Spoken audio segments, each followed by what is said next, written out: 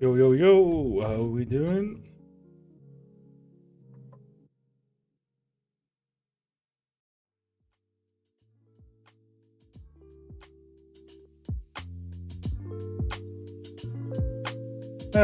What a week. How we doing, folks?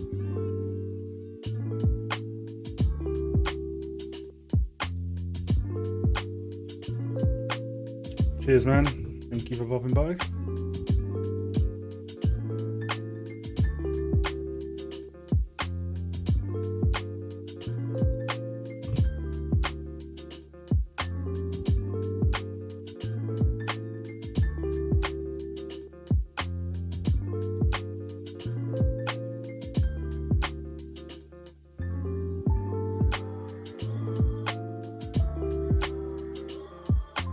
What up? What up? What up?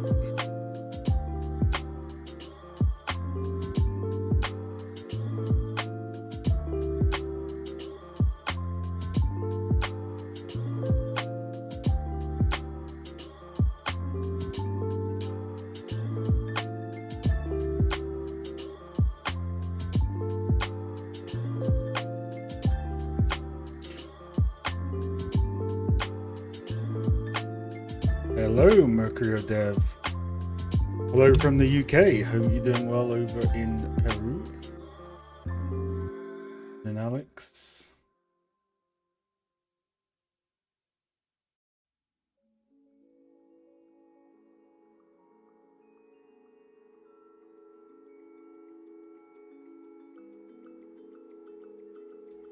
Leah, look at this. You ready? This is the stuff I am going to be cleaning up.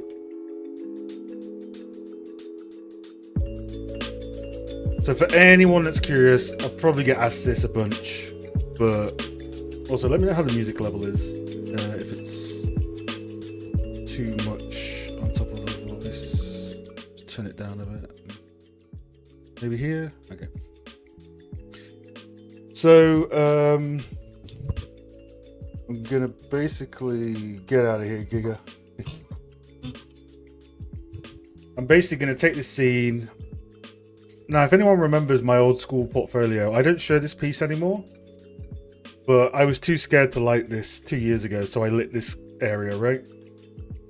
So I'm going to be on this scene for a little bit. I plan on doing two things. First is I want to optimize this and try and keep it looking the same as the original artist made it, but for gameplay. Because right now this does not run. This does not run for a game, for any type of game. So, because it's cinematic, and that's fair enough. So we're going to basically debug this, clean up the nanite, clean up the lighting, clean up the CVARs over the next few weeks, and profile everything. So what I'm going to do today is I'm going to capture all the before images and maybe start some optimization on the lighting. So I'm going to capture a few things today, I think, potentially. Mainly camera angles for now, because ideally you want to cook a build to test performance. So, yeah. First, I am just going to grab some camera angles that we're going to use for our profiling. Hey, Renzo. Welcome, Giga. Welcome, Leah.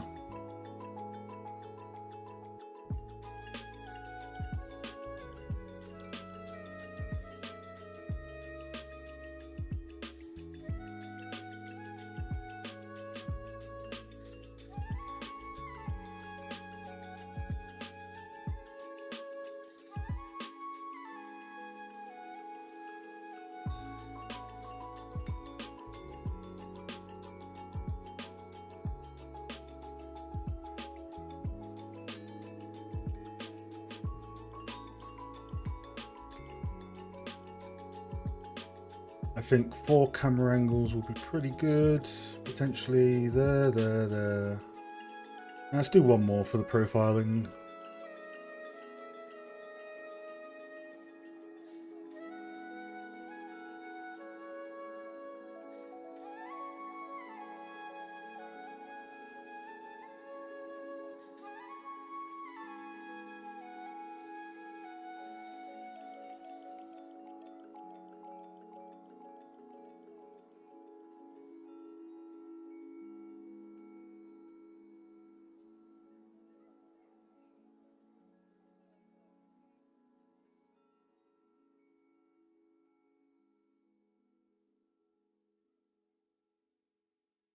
How's everyone's Thursday going?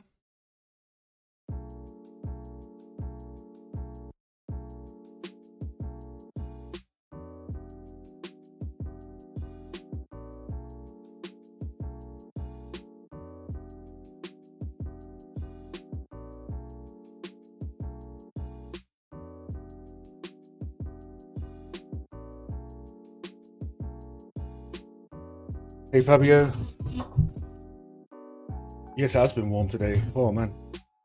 Hi, I want to thank you for What and Why series. Really good in analysing breakdowns. Talk with Nate was also awesome. Cheers, is it Casper? Thanks very much. Yeah, more stuff coming. We checked the live tab as well of this channel. Because a few weeks ago we had a master talk from an environment artist from the games industry. And we do have master talks coming up. Mixture of public and private ones. But yes, we'll be talking to more devs in the future. Hey, Vixen, the next Vixen, thank you very much. Glad you do other stuff.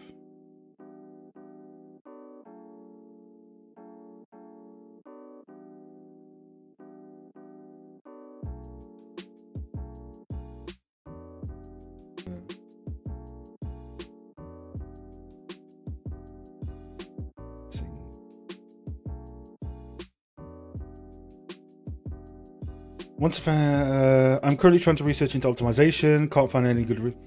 Well, Alex, this project we're doing. So this isn't my lighting. I've literally just downloaded this. However, this is not optimized for gameplay. It doesn't run at 60 FPS. So if you're interested in an lighting artist optimizing the lighting and some console variables over the next few weeks, I'm going to be doing this on the stream. So this project is going to be purely optimizing. So yeah. Tune in, watch the VODs. Oh, it's really awesome to hear, Vixen. How long have you been practicing?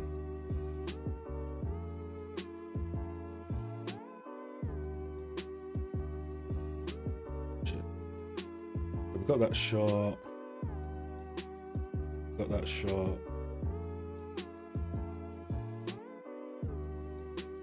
That's the shot we did.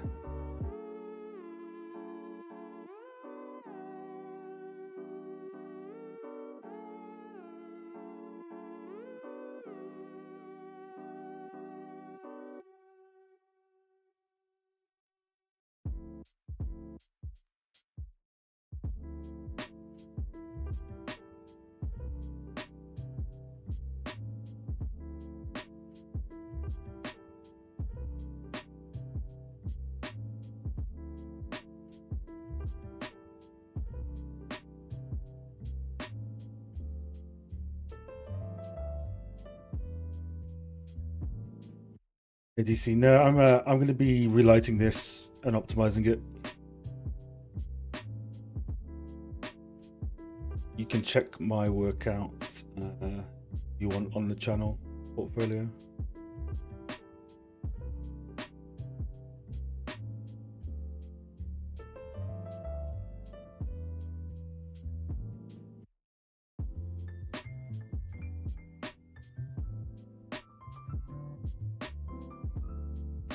I've been 10 years modeling, mostly production viz, but I've been making games. Oh, cool.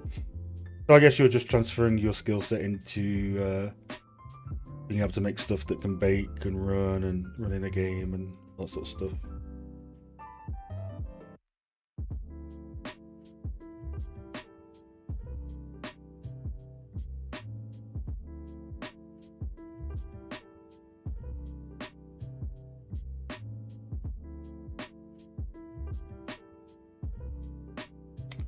My internet is not liking these images.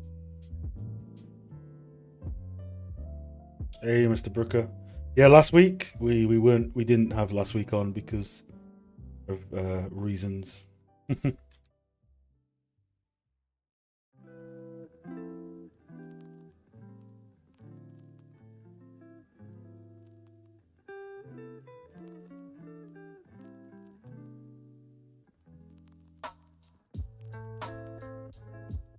That's alright. Just watch the channel. You'll get better at lighting. I have a lot of lighting videos and breakdowns.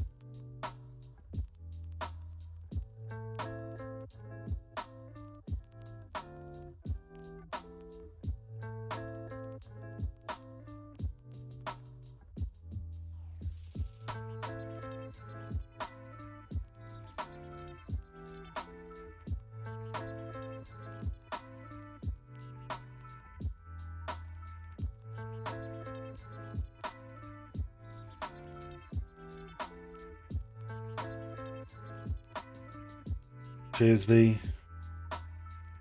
I saw you and Matt trying to unsubscribe at 9999. I remember these things. Much appreciated.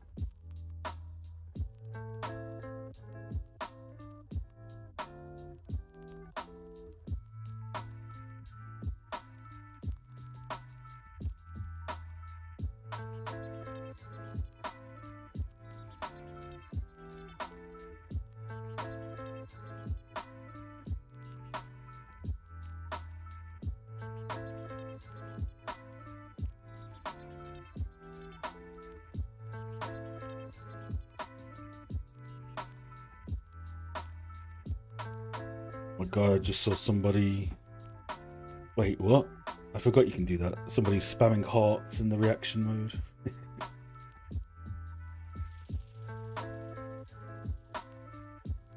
Oh, I see party crackers.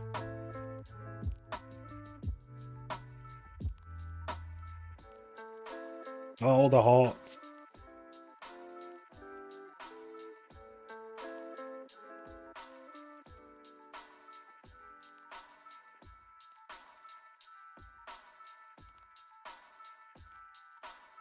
There's too many hearts. Stop spamming.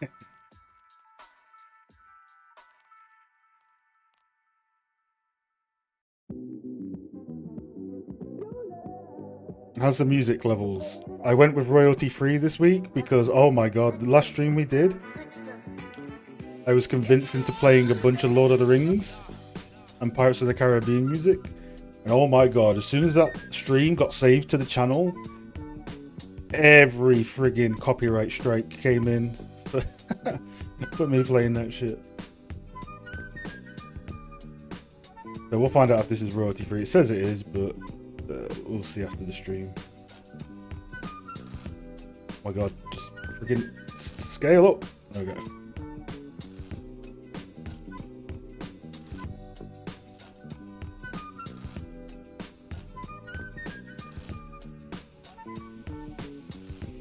I bet that's V or Giga spamming those hearts. Devious.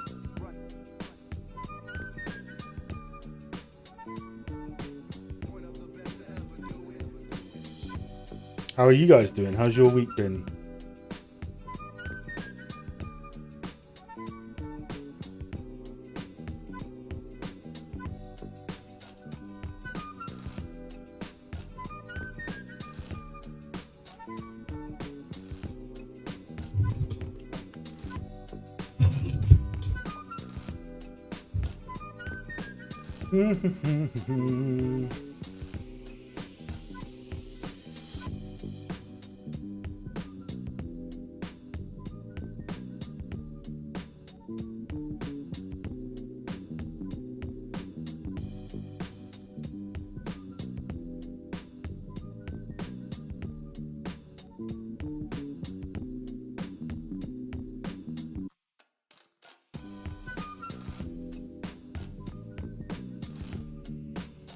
What sort of optimization are you looking at? Oh, talking to Alex. Do you have an outstation? I haven't set one up. No problem, Phoenix. Don't have to share anything you don't want to share.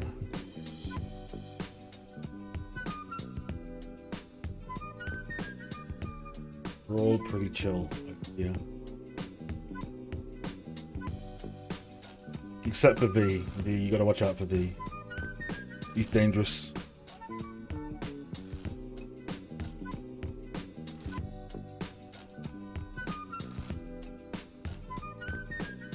Someone's been hitting the hearts non-stop for like 5 minutes. Your hand must be aching.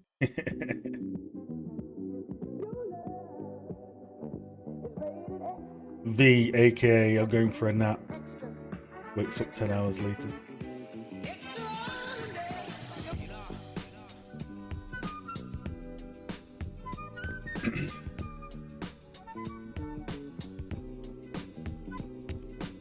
Right, these camera angles, we know they don't run very well. If that's the visual, what we need now is let's audit a few things, shall we? Audit our nanite. Should probably do this.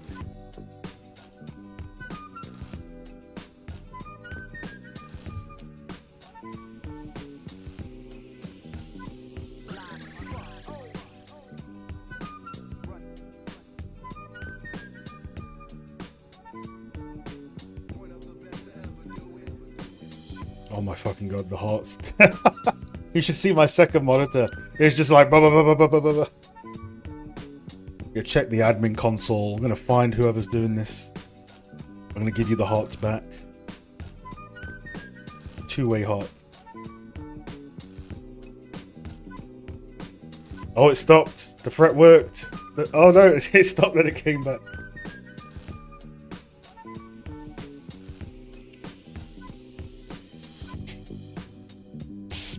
Look who it is. It's Morrow. Smell it, huh? Huh? Okay. Morrow the legend. How are you doing, Morrow? You guys don't know who Morrow is, by the way? He is a concept art teacher, life drawer, artist. I used to teach with him. He's also a YouTuber. Has an amazing soft ASMR voice. But he will break your back if you mess with him. So feel free to check him out. He's a good friend of mine. And yeah, I'm good, man. How are you doing? He does streams as well, a lot. So yeah, a lot of streams. So yeah, check Morrow out. He's really cool.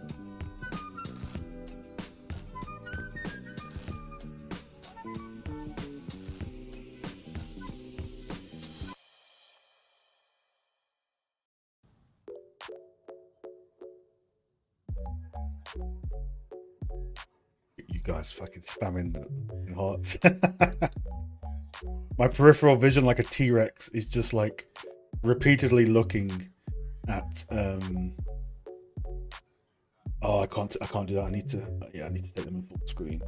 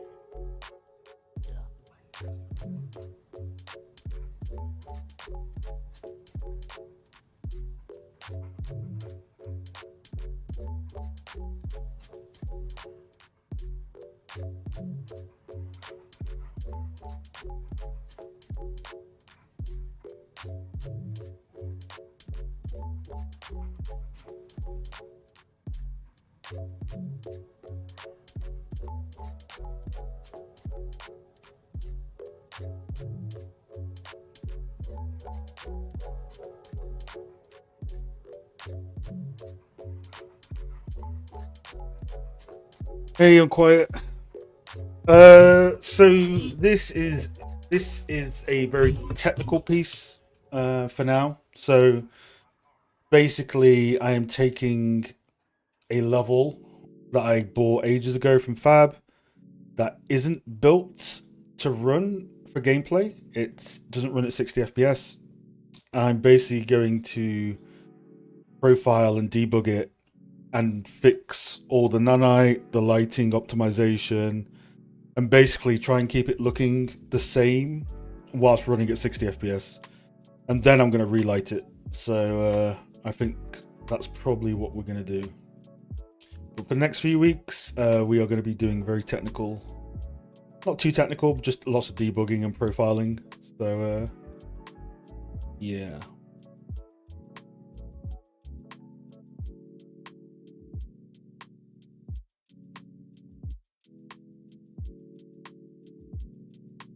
Too big brain for a lowly concept artist. Dude, being a concept artist is big brain. I don't understand how you can draw. I can't draw to save my life.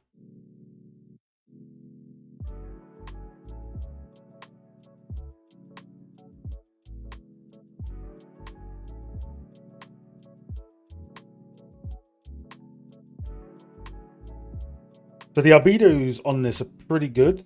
I mean, the artist that made it is pretty crazy good. So on initial look, I don't see anything drastically, maybe this area, but nothing really drastically wrong with the albedos. They are nice and bright. The artist that made this is incredible. He made it with cinematic lighting in mind, so you know it's not going to run for a game, and we're going to make it run. So yeah, this view looks good. I don't think we need to screenshot this. To be honest, there isn't too much I would really change with the albedos here. Let's check the metallic. Oh yeah, see, this is how you know, like this here. This is how you know an artist is like they know their PBR. Like, look how binary this is. There's no like massive shades of gray. There's no texture information randomly in places. It's literally black, dielectric, non-dielectric, black metal, white metal. I always get them the wrong way around. You know what I mean? White metal, black non-metal. This is a very nice. So I don't even think I need to fix this potentially. So I think the artistic maps are pretty good overall. So it's going to be the nanite and probably some CVARs. If you want to see lighting complexity, get ready. Boo, this is going to be the main thing that we're going to be fixing, right? So honestly, I think we're just going to delete most of the lights and keep the main ones and start again. And we're going to try and make it look as close to this as possible, but run in a game, because this would never run in a game at the moment. It's yeah, it's cinematic, right? So it's not built for games. So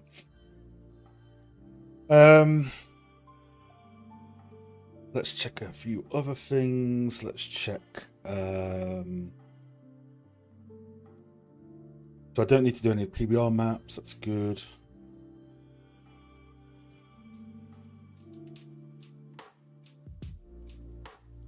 Actually.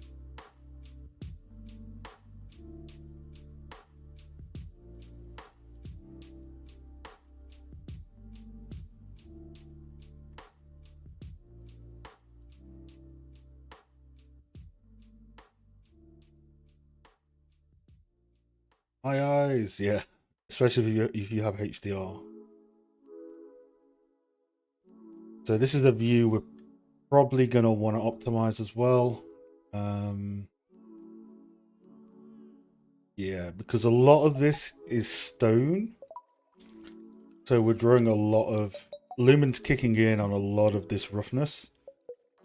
So we can either fix the roughness on the mesh, or we can bring down the console variable for this, which I think we might do.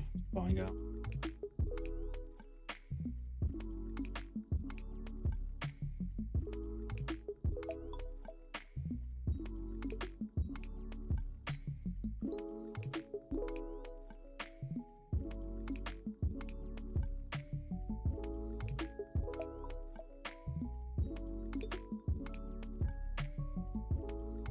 But yeah, this is going to be pretty boring technical stuff. Unless you're into optimization, it's going to be pretty non-artistic. Well, artistic debugging, basically.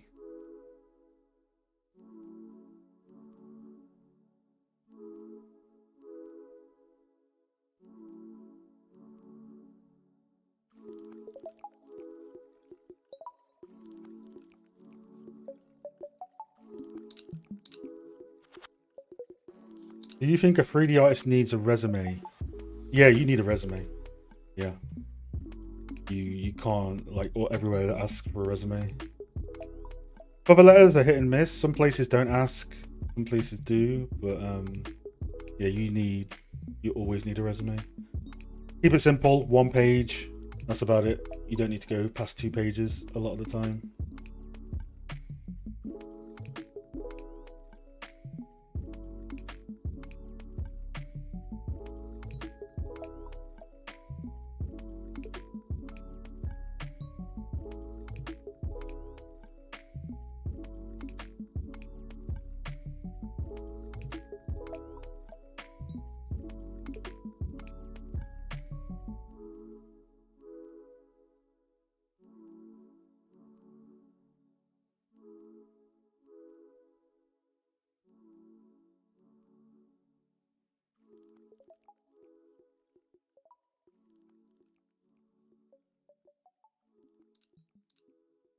Love optimization, the more it can be helpful. For sure, Leo, for sure.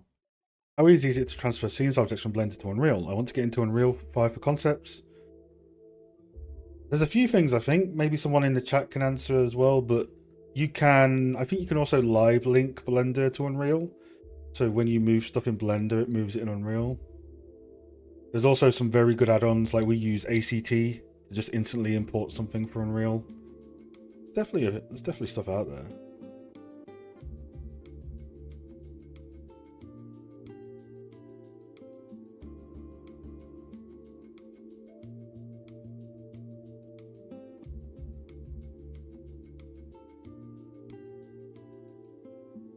ACT just lets you import to Unreal from Blender with the right pivot, no matter where it is in the world.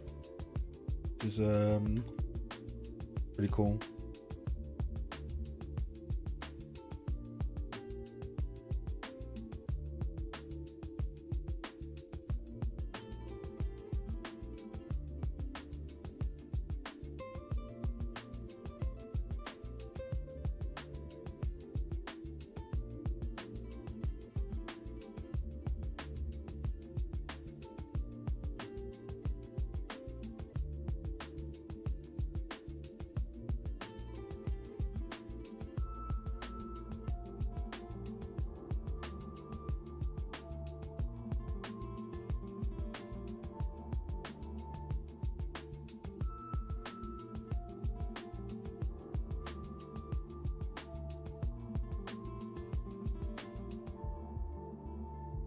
Nanite, DRRs, obviously the lights themselves.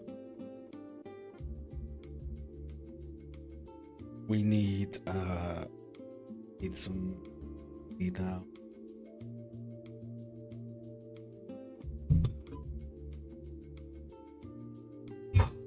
Ideally, we should look at this in a cooked build, but I think I'm going to do it in the editor because I don't know how to cook a build at the moment. And we'll still get a general indicative sort of thing, I feel.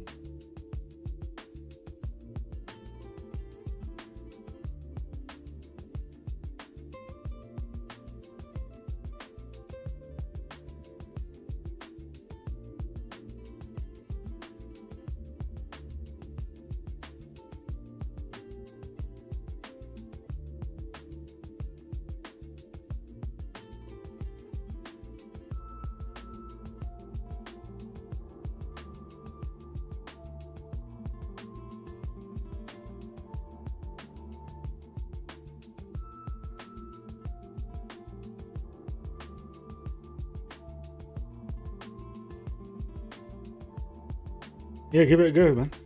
If I currently don't have any work experience to add to my resume, what alternative should I add?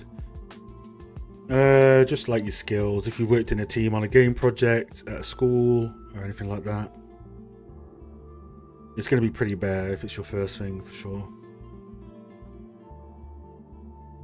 When you have in-house tools from the developer you work with, it can be frustrating when you want to use the same workflow. Oh, for sure, Mr. Brooker. Yeah, for sure. I think Unreal gives you quite a lot of good stuff. At least. How do you pull up real-time memory usage? Stat unit, stat GPU, stat unit graph. What's the name of this live stream? What's the name of this live stream? I don't know. What's our stream called? What are we calling the stream? The Chonk domain? Chonker's Paradise?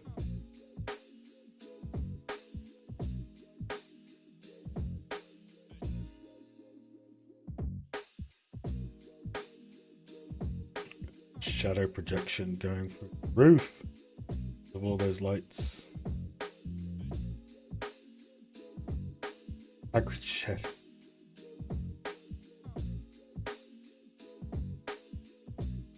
The light of the chunk.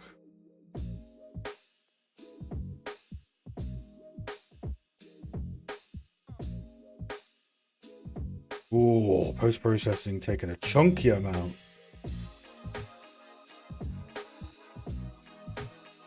It's the usual stuff, really.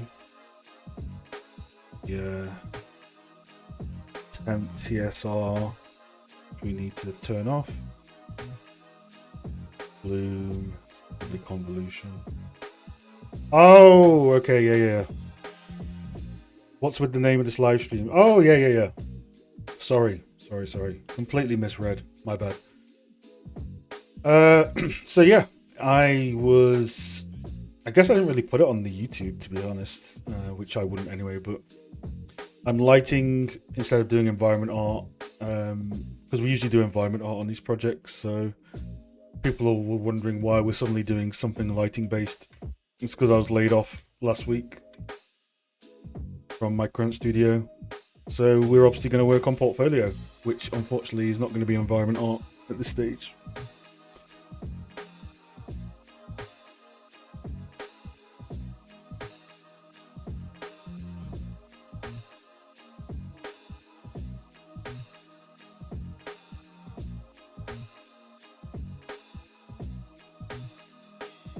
It's all good. 2 layoffs in 4 months. We speed running it, but we move.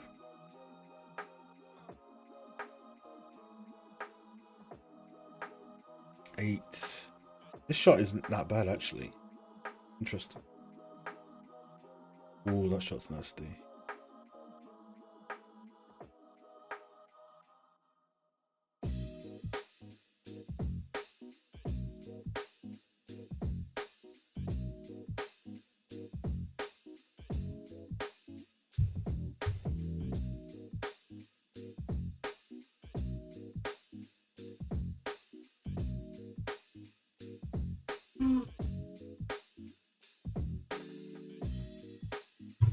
I'm actually going to be making some videos, potentially. I may most likely be making some videos for staffs. Joe.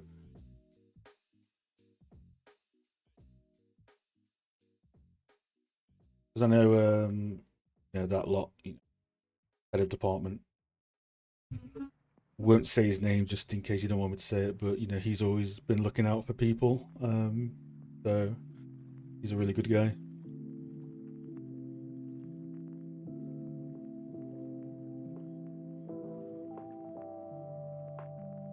Where were you made redundant from? I don't want to say on stream. I've said it in public posts, but yeah, just laid off from where I was working.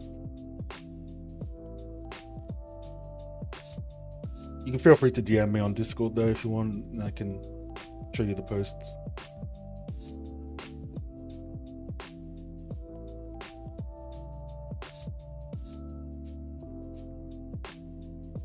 Cheers to them.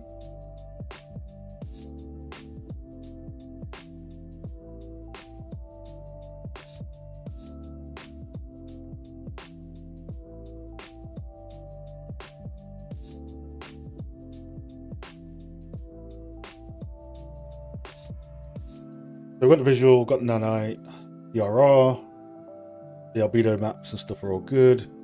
I think we probably have enough to do what we want to do. However,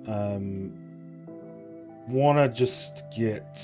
I want to do this on a cooked build, but we'll do one on stream in editor, which is not the best practice, but it's it'll be good to just show you guys anyway, right? So Unreal has this thing called traces, and whenever you're doing this stuff like stat unit graph, stat unit tracing, it is better to do it in the build, because the editor has a lot of like menus and overhead, even standalone.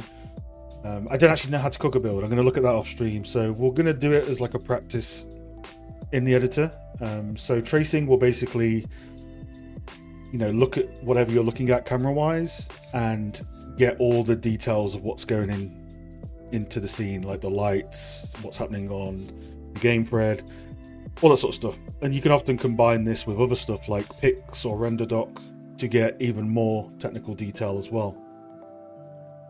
So Trace is inside Unreal, which is cool. It's Unreal Insights basically. So, you know, we can show you how I usually do traces in here.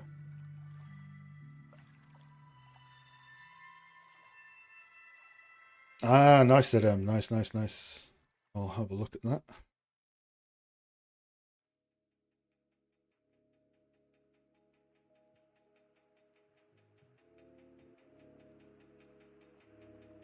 So yeah, if you can go into here. If this red button's ever on, by the way, that means you're tracing, which might be lagging your computer because it's making a massive file in the background. So, you know, just be wary of if that's on or not. So we can bring up the session browser. Hey Patrick, how you doing, man? I haven't seen you on the stream before, I think. How's things? And ZM, maybe seen you on the stream before, but good to see you. So this is where the traces will go. So the way I usually do traces is, if I'm in a cooked build, I will kind of go to a camera like this, which won't have all this stuff on, by the way. So if we could, you know, turn this off for now. And then I won't do a movement trace. I do that with something else. I will start a trace, which you can click this button here. I'll mostly use default settings because I'm an artist. I don't understand half the shit it gives me, but I will just grab what it gives me by default most of the time. My messages were too long. What are you trying to ask, Tiny? Welcome, by the way.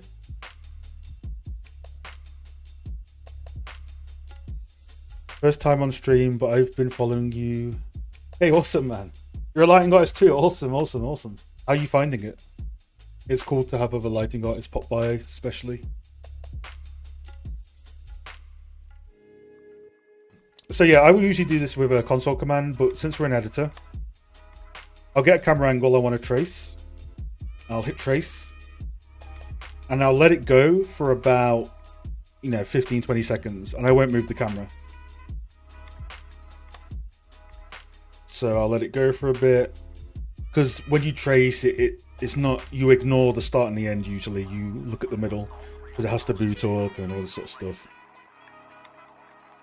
So I'll let it get to about 100 kilobytes. I see it on the other monitor loading.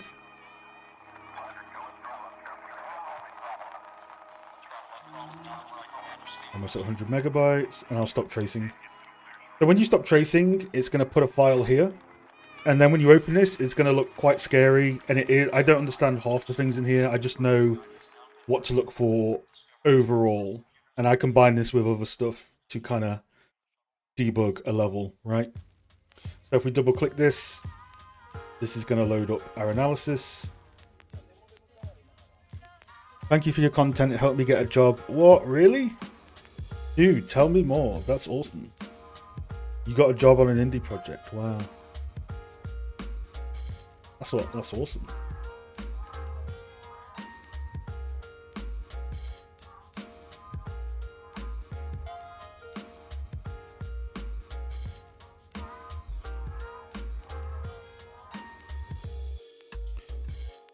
So yeah, you get this kind of like sort of section where you've traced, and Usually at the start, it gets a bit crazy, and at the end, when you're closing, it gets a bit crazy. But generally what I look for on here is, you know, I'll look at this green line, which is where our 60 FPS is, and I'll look at roughly where things are lining up. So obviously we haven't optimized this yet, so we're seeing a lot of stuff peak across like 60 FPS. I use this more for the graph to see roughly where we're ending up on here. And what's cool is you can click on these big areas and hit F on the keyboard, and it will sort of take you into like a lot more technical stuff here. Technical art will usually do a lot of this stuff. For me, I use this to just look at stuff related to lights, right? Anything to do with shadow on the CPU and GPU and all that sort of jazz when we're looking for it. So it's not my most sort of my go-to one. Like personally, I prefer using like a render doc or a Pix. I use this for the graph mainly, but I like to use the stat unit. You know, I like to use this, right? I like to use this in a build and run through the game or do screenshots. I like to use this, and I like to use render doc or Pix or NVIDIA. There's a NVIDIA one. So I never really truly get on with Unreal Insights, but it can give you some general information of like the bigger picture, right? When you're looking at stuff. Well, that's the way you can sort of trace. Obviously you get a lot of mess here because it's from the editor. But yeah, that's one of the ways you can kind of do it as well. The other method we'll probably do next week, where we'll use RenderDoc and we'll grab a snapshot of each of these frames and we can add them to our visual board. So I think the main issue is probably going to be, you know, lighting. Obviously it's a cinematic lit scene by the chap. Looks lovely. But I think we just need to strip out most of those lights and start again because there's so many, right? Need to fix our DRRs. Ideally, this should probably not have any red at all. I would say probably in the windows, but I don't think there is glass. This should all be green unless it's got translucency. And then this is our original reference to match when we sort of do our relight. So DRR is dedicated reflection rays, so it is a roughness value by I think by default it's on epic scalability 0.2 or 0.4. Can't recall. We can check. But it's where lumen starts to kick in for the reflections, whereas when it isn't, it's lumen's not kicking in for those reflections. So usually we will make sure there's not much red here.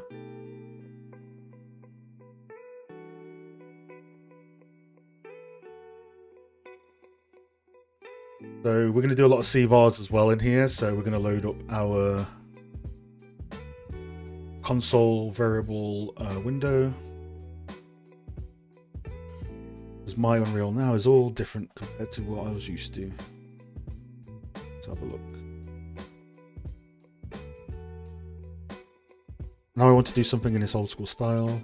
Oh yeah, you use RenderDoc, Patrick. Have you used any other ones? Like there's an NVIDIA one that looks pretty interesting. There's also Pix as well, which is pretty interesting. My brain is not working, so looking in the wrong place. Because this is always up by default.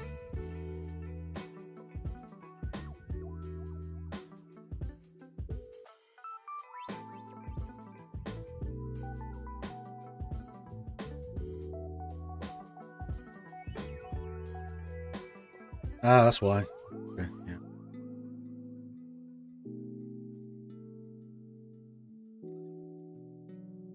Oh, it's gonna make me restart.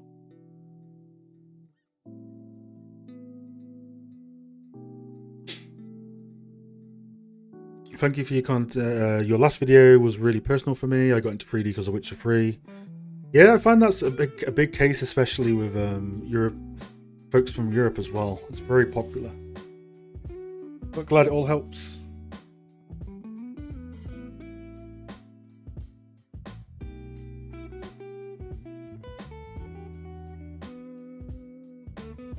Yeah, Mr. Brooker, pretty much. So usually we will tone roughness maps down, or we will brute force it with a C-bar.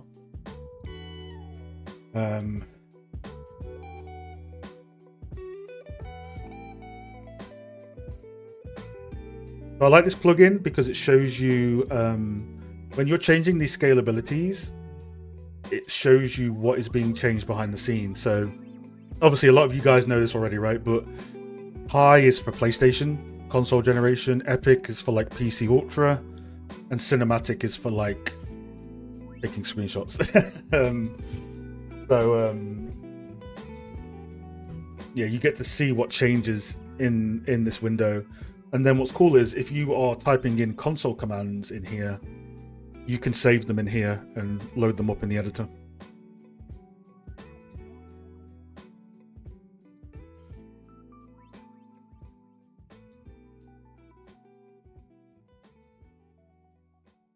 I've heard in the video one, mainly render doc. Yeah, I need to do a bit more learning on Unreal Insights because it's just, yeah.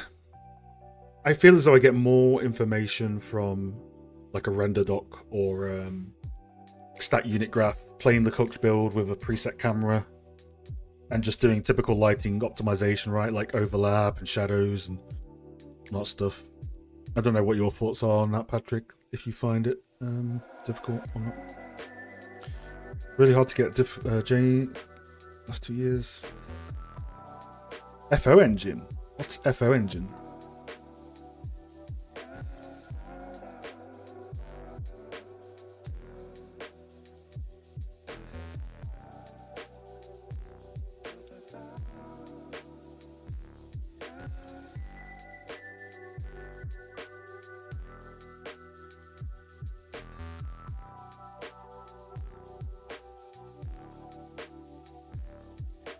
If we set this to 0, it all disappears. 0 is pretty... If you set it to 0, if you did have metallic reflective surfaces or anything like that, you know, you might suffer. So I think by default, it's 0.4. So, you know, we could maybe push this a little bit to 0.2. Gets rid of most of it.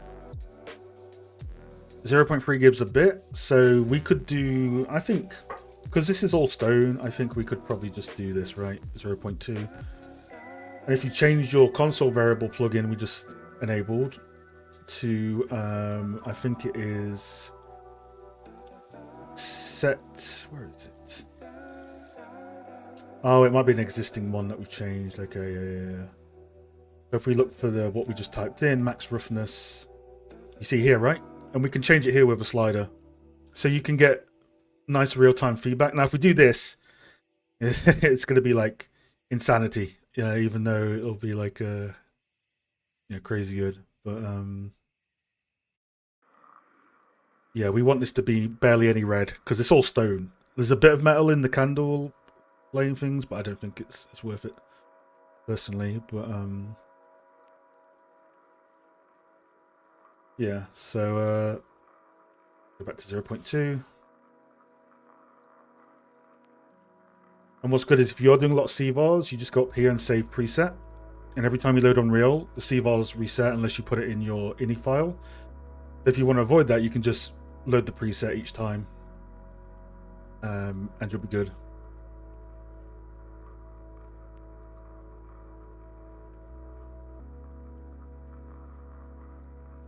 So what I'm going to do, Patrick, is I haven't lit this. So this is lit. I've just downloaded this fresh. And as you can see, it's built for cinematics. So I'm going to take this, and my main focus is going to be documenting and optimizing, cleaning up all these modes and getting it to run at 60 FPS and relighting it to look the same as much as possible. So I'm kind of role-playing a scenario where I have to get this level to run and look the same, which, as you probably know, is a very common occurrence in games. And then I might relight it down the line, but I've already lit so many things, so I want to focus kind of on the technical aspect of it. As you can see, right, DDR, nanite, there's a lot here to fix. And obviously this view mode. There's a lot to fix here as well. We need to take screenshots of.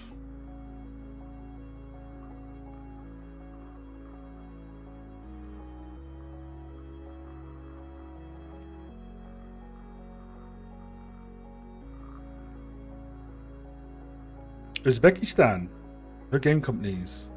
Oh, interesting, man. Cool. Oh, I'm really glad to hear that, Timmy. Yeah, keep trekking on your journey, man. Time will fly. You'll get there as long as you're having fun with it as well. I think you'll be really good.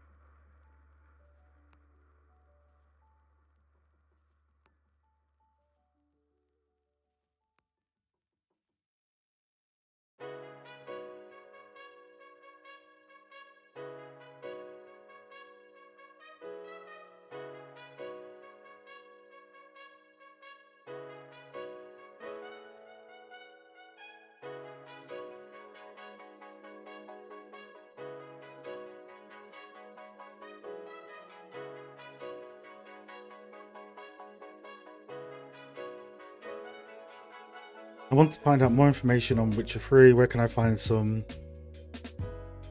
Now, I put some links in the video description where you can look at the shader stuff they were using on it.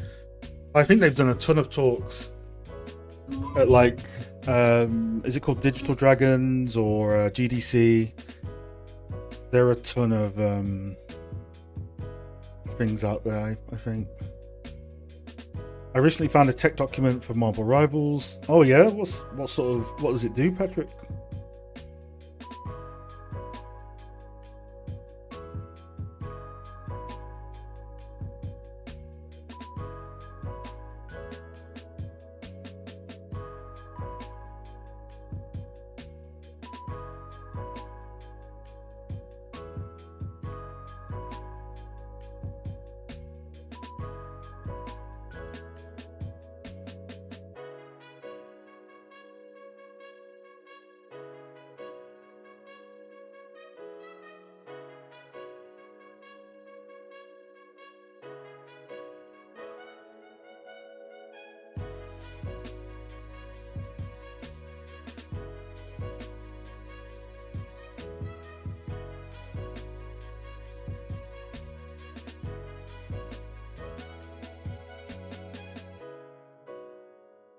Oh, nice.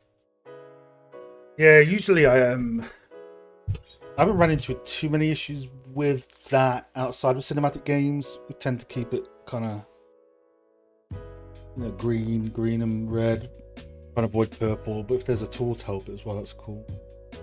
I think we'll fix this first. I think we'll fix the easiest things first. We've already fixed the RR, and we'll do nanite as well.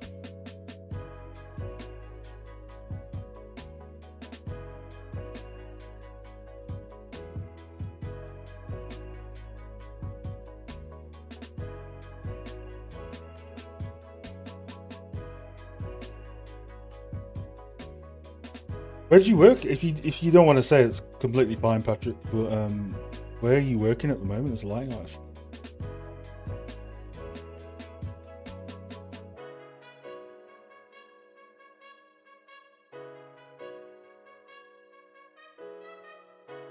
Hi man, no problem if you're late. There's no such thing as late, Jewel. You can drop in whenever you like. I appreciate you coming to say hi. Can you make a very short recap about what you're doing? We're taking a scene that somebody's lit, amazing lighting, and we're going to optimize it to run at 60 FPS for a game, relight it to look the same as much as possible, but basically make it gameplay, because it, as you can see, right, it doesn't run at 60 FPS. The light complexity is too much, and it was designed to be cinematic. It wasn't designed to be gameplayed, right? So I'm going to fix it in a way that we would simulate being asked in a game studio. So it's going to be a very technical, visual-based sort of thing.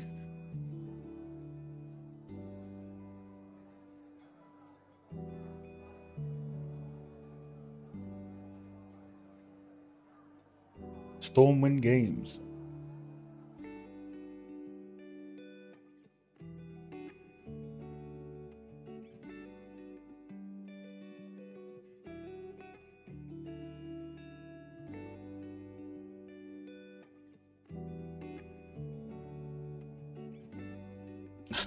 Nice. See you in a bit more. Thanks again for popping by, man. Last project I worked on was A Quiet Place, The Road Ahead. Really loved the work you've done Until Dawn. I appreciate that. Thanks very much, Patrick. Patrick, I think I know your work. I think I do, actually. Let me just check. I think it rings a bell, that studio.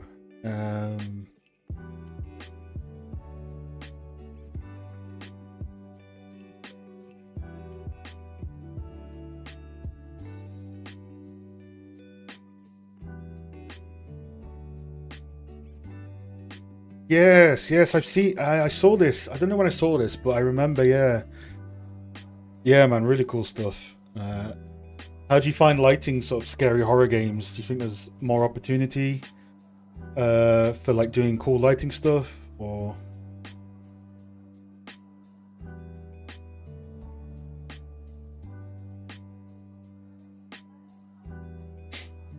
Is this project PBL orientated? It will be. Right now we're optimizing. We are purely optimizing, and then we're gonna go from there. I think I'm just gonna delete all the lights so we can start from blank.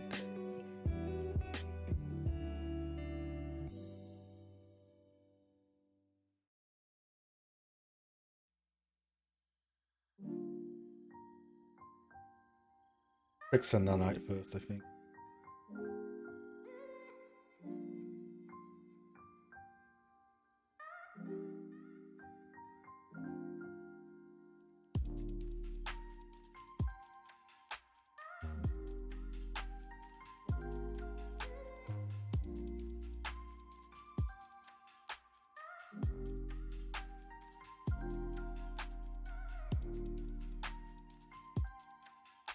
I have a feeling this is going to break some of the blends, but let's have to redo them afterwards.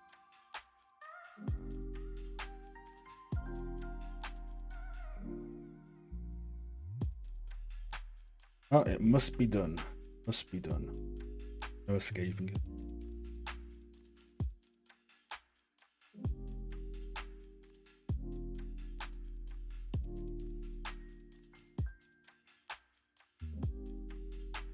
Usually when something's been set up without nanite and it's got blends on, they all break when you convert it. But you just have to basically repaint it in afterwards. Is usually the case.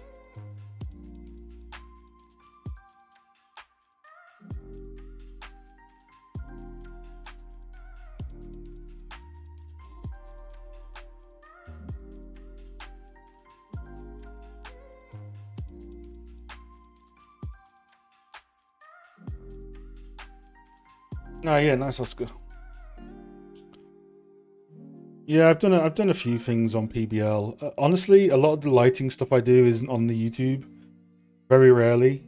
It's usually environmental stuff on the YouTube, and I don't usually light on stream either.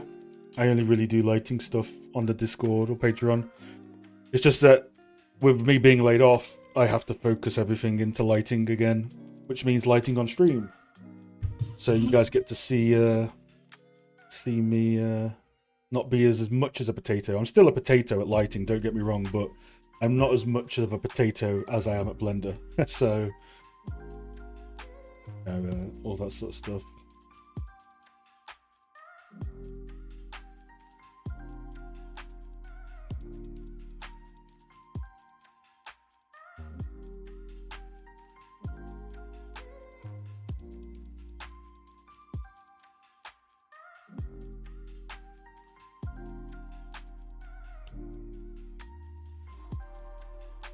Appreciate it, Patrick. Yeah, it happens. It happens. It's unfortunate for me. Twice in 4 months is kind of crazy, but being remote helps, and having my own equipment helps kind of mitigate at least some of the pain, but it's still quite painful in all honesty. But we do what we can, right? We do our best. We do our best.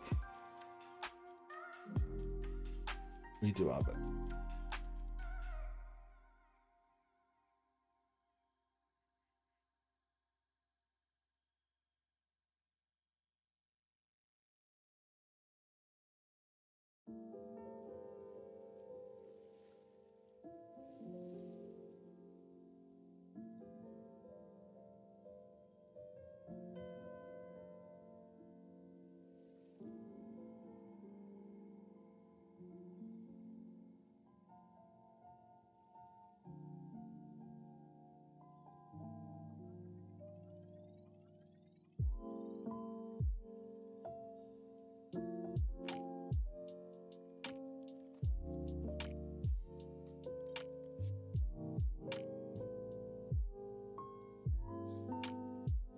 Ooh. So if you ever have this issue, right? Random tip. If you're trying to click stuff and you can't click it because fog's in the way, or if you're trying to click fog and you can't click it and you're clicking through it, just press T. Pressing T on the keyboard disables or enables transparent selection.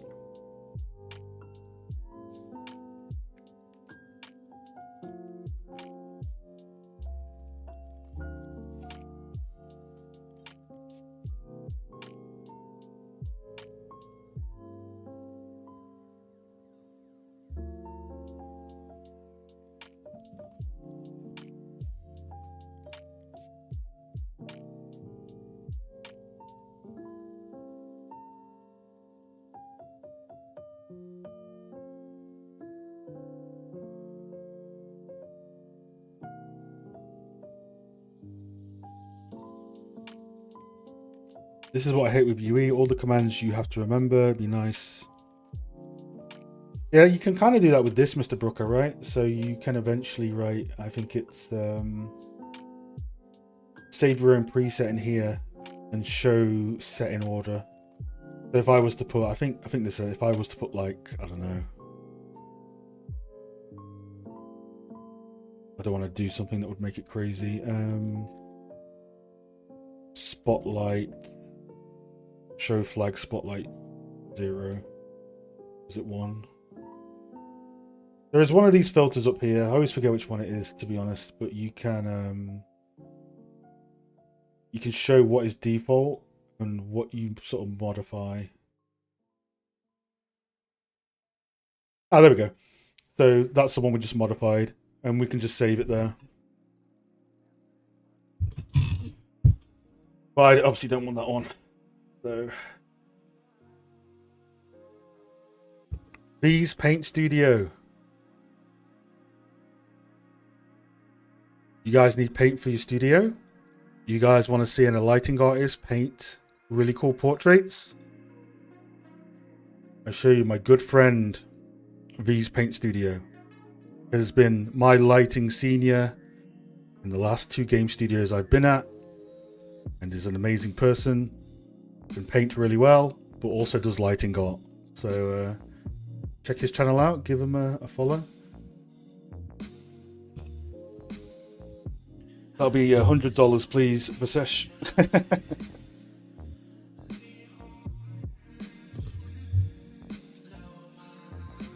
course, brother, of course. You are the reason, you are one of the main reasons, along with Thomas, that I was able to get my job at Ballistic Moon and set my half on.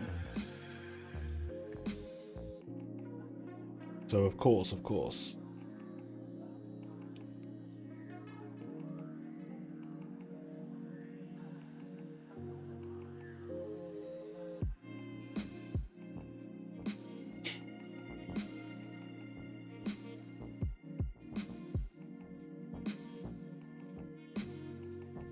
I could do all the meshes at once. I'm usually very careful with doing massive bulk operations on all the meshes with nanite, because it can sometimes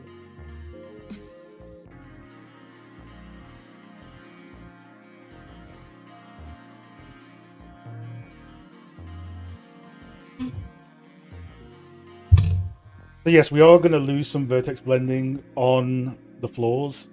We're going to need to re-add it in because we've taken it from, it was authored without nanite on.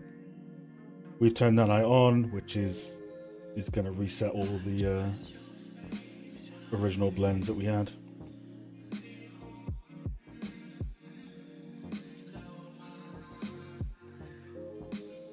Like, you watch this floor, right? This floor has like some blends on in the roughness, all that sort of stuff, and then it's going to get reset because we're enabling nanite.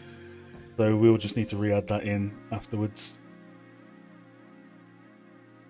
It's fine though. It is what it is, right? Won't take too long. But yeah, essentially this view should be mostly green unless it has translucency.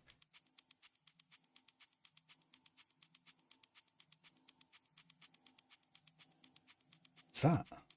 A random piece of geometry.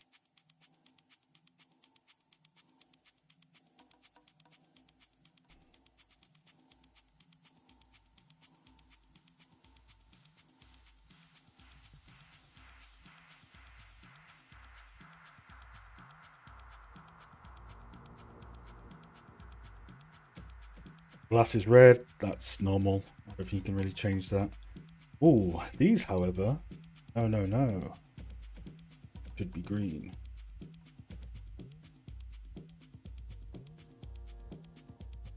Yes, I'm probably going to change that title. Probably should change that title. I put it there in case people were wondering why I wasn't doing the medieval house, to be honest. But yes, if you haven't seen on my sort of social media, I was laid off again. To another one, DJ Khaled, 4 months. You know what, fuck it, I'm gonna keep the title the same, right? You get laid off, you should let people don't be afraid to say it. Don't be afraid to say it. Oh, this is a blueprint. This is where my knowledge gets flaky. So we need to find the meshes in here and set these to nanite. Oh, is that green or is that white? Okay.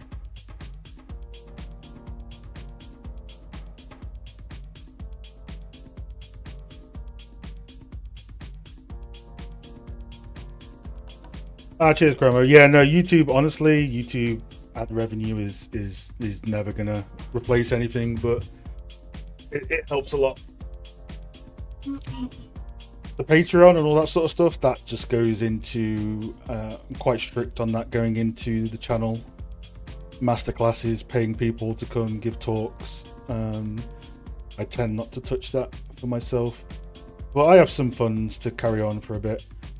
I'm just hoping I will get something for June, but we'll see.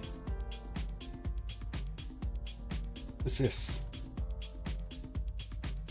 Dude, it's like a random crate just floating in the air. It's amazing.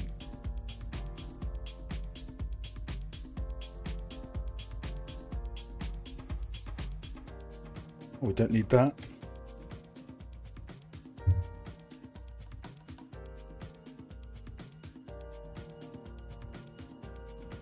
I should also be setting up hotkeys for this, which should probably be a good idea, but I think we're good on the nanite view mode. I think we're good. I don't see any red that isn't translucent.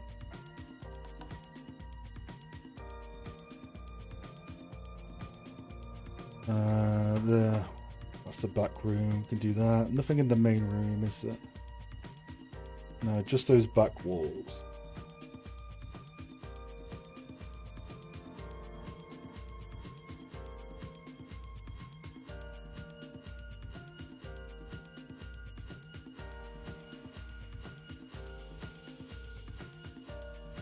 I'm surprised you're awake, B.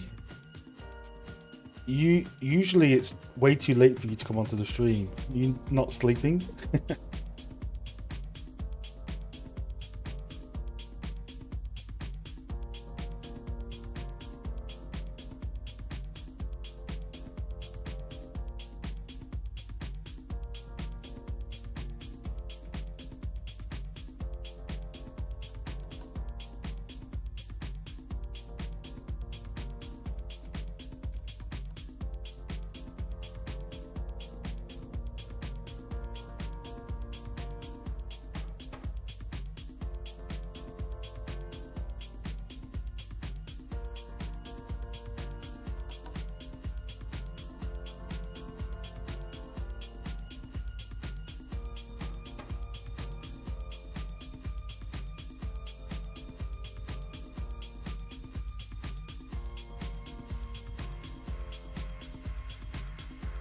Yeah, I saw that scene. Shaping up nicely. Yeah, get your sleep, get some rest.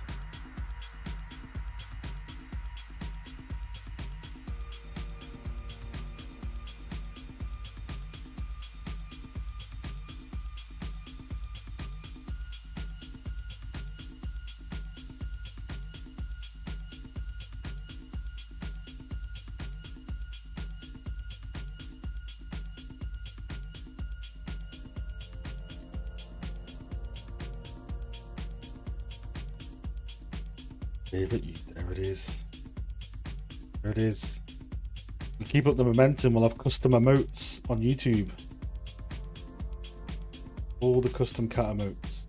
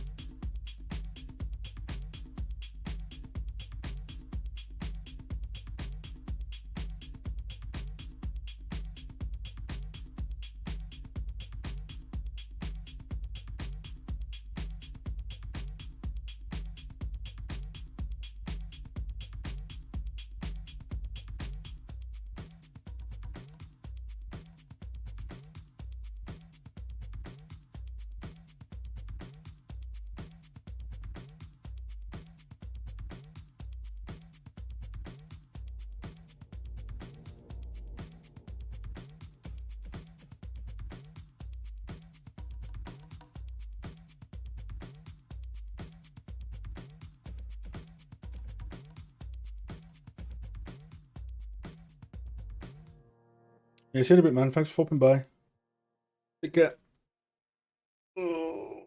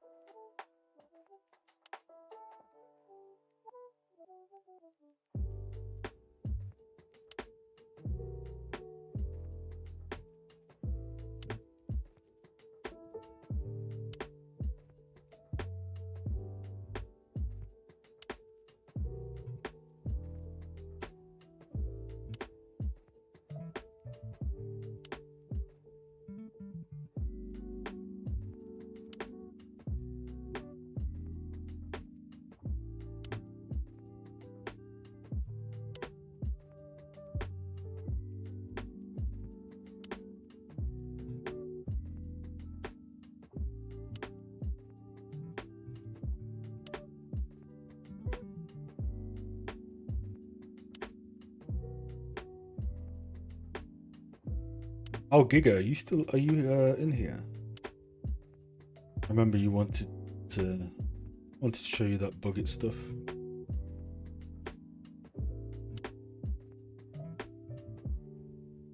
Should hotkey this stuff on this computer.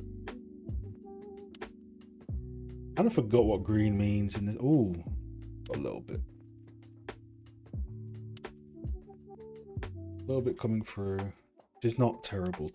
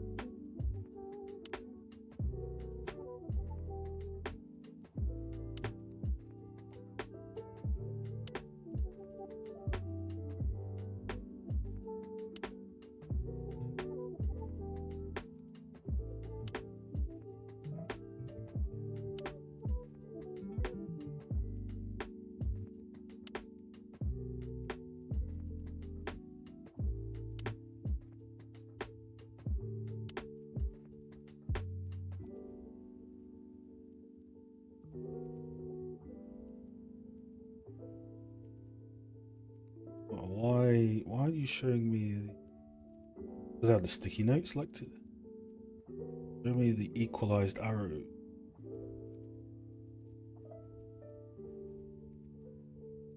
Oh.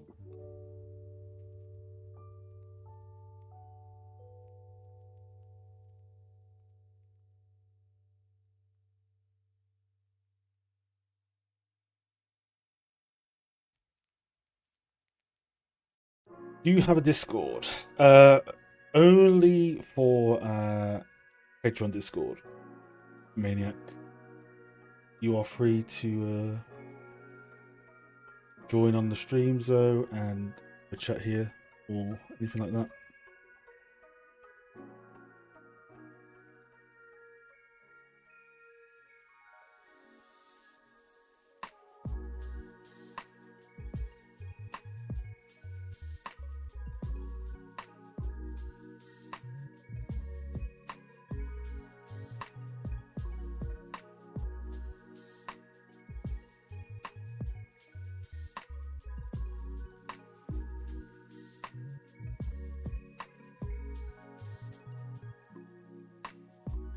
Reminder, that's right, sell out. We have a Patreon. There are over multiple videos of tutorials and how-tos. You get to get feedback on the streams and on the Discord, and you get the Discord access if you are working on your journey.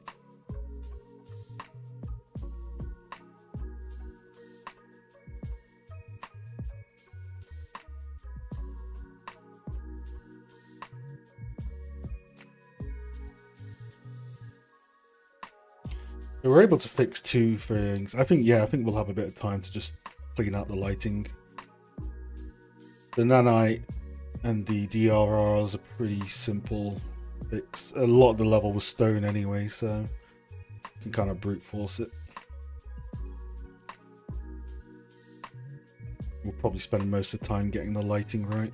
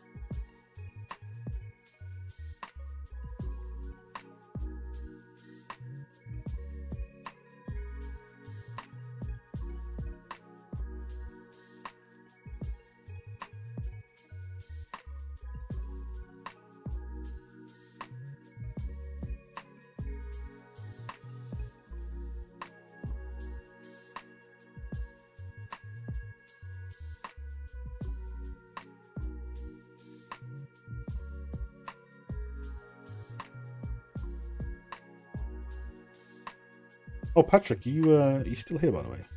Excuse me.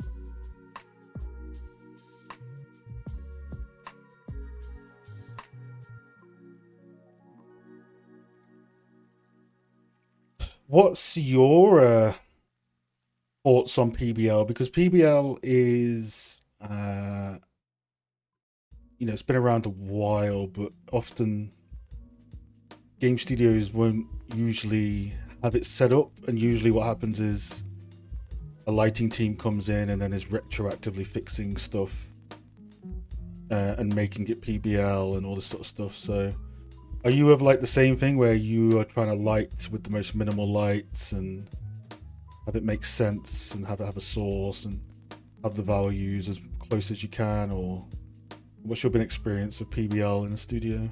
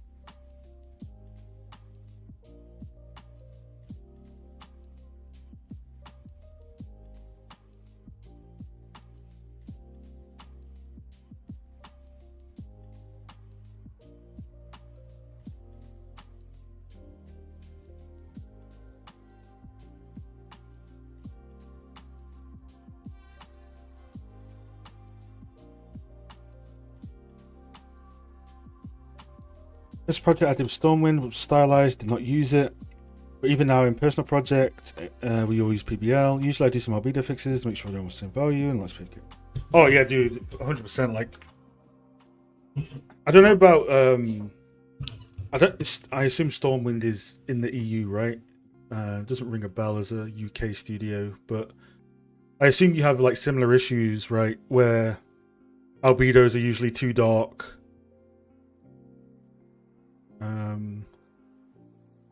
Albedos are usually too dark a lot of the time. It's like a common mistake in teams.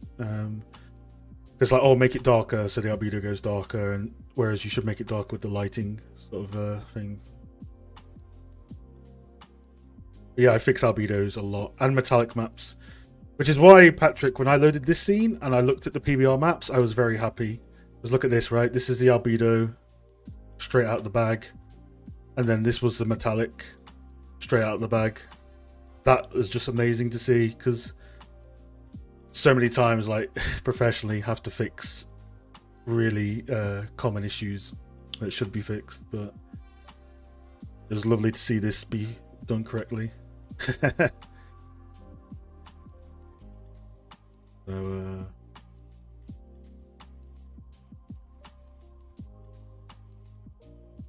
do you accept advertising?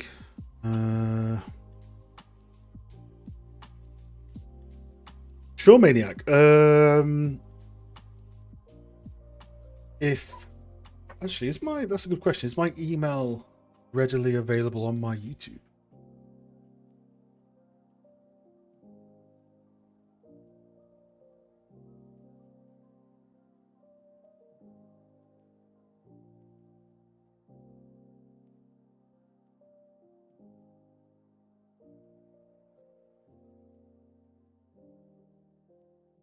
Yeah, sure. If you want to send something over, just send it to. That's actually interesting. I don't have any of my email on my YouTube. I should probably put that on there. Be a good idea,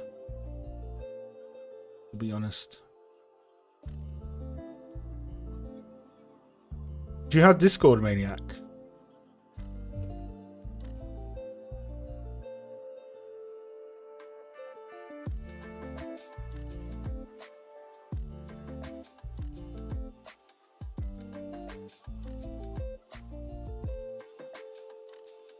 If you add me on Discord, which is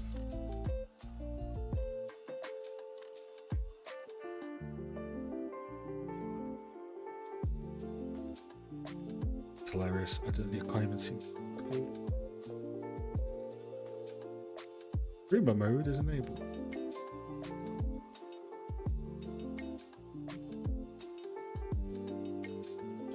Yeah, so if you try and add me on Discord, it's literally just EMC3D, I think.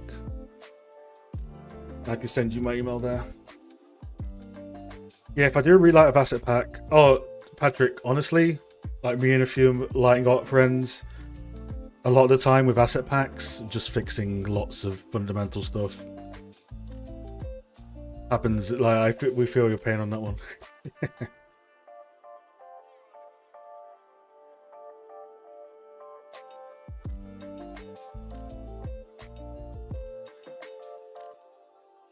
Right, okay. A, B, A, B, A, B.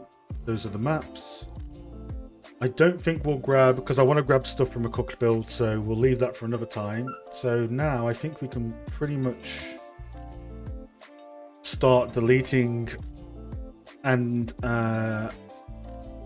deleting all the fill lights and try and keep the main lights. And basically try and get it lit in... like, I don't even know. I haven't even looked at the exposure, like what exposure we're on at the moment. So have a look what we've been doing here. So it's a 0-0 exposure. So it's relative to itself, which means if we were to make this, you know, whatever, if we were to make it EV 7.7 or whatever, we would need to readjust our lights. So we'll leave it at 0 for now. Well, it's actually not on 0. It's actually on like 1 because it's got compensation. So we need to clean that up. There's a few things here we've got like some stuff going on here that we don't want. Phone map changes. It's not too bad actually, it's pretty good. So we can turn off a few things actually, so just clean it back.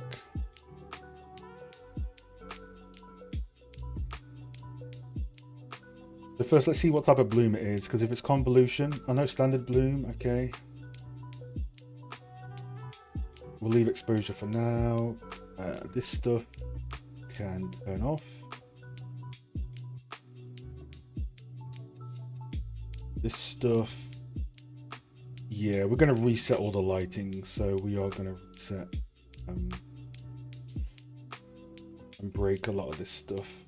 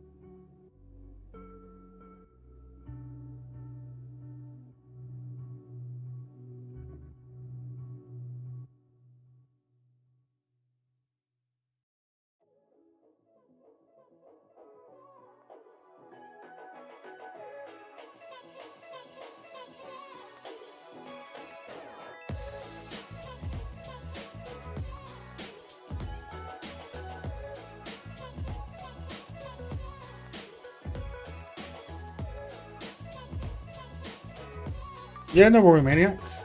No worries. I see your friend request, so it's no issue at all.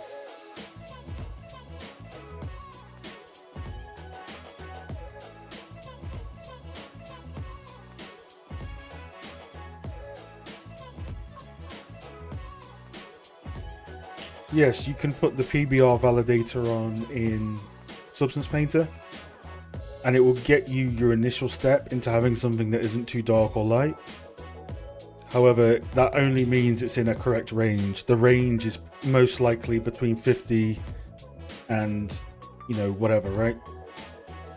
So you could be in between 50 and, what is this, like, different studios have different ones, right? So some people start at like 50, 60. Albedo, luminance values, sRGB.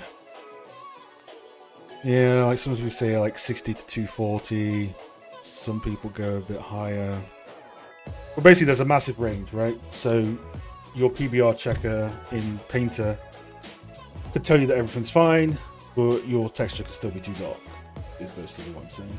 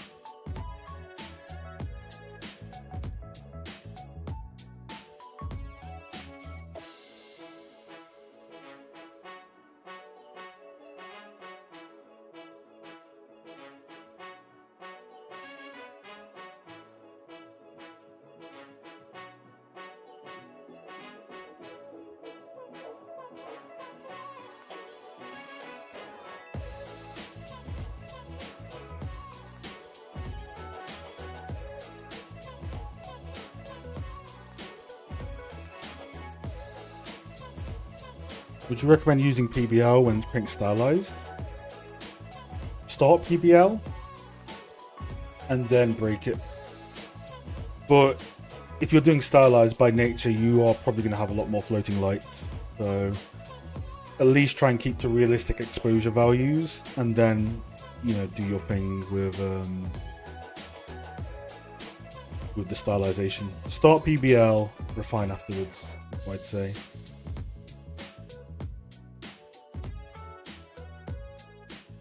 Dude, if Megalights kicks off, Patrick, and it becomes a standard in the next few years, being able to use rec lights, the thing we've never been able to use, it'd be amazing.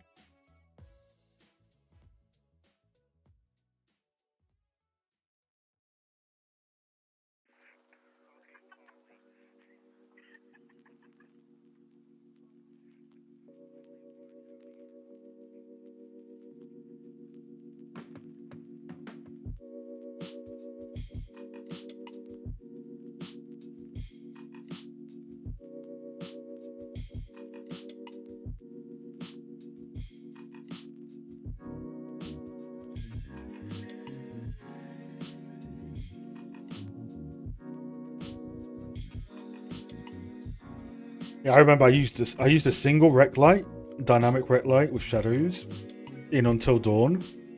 I thought I'd try and sneak it in. Dude, got caught. So I've never, unless it's a very tiny attenuation with no shadows, I've not been able to get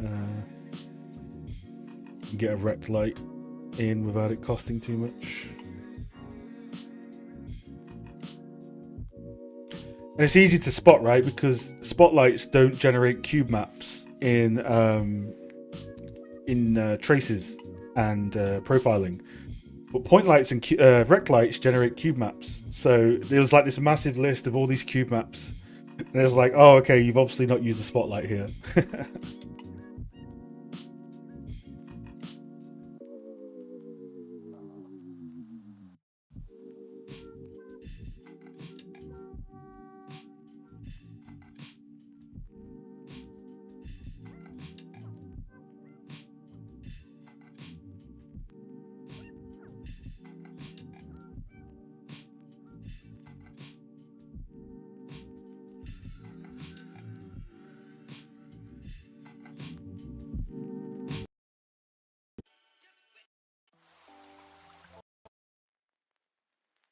I have designed this speaker to amplify.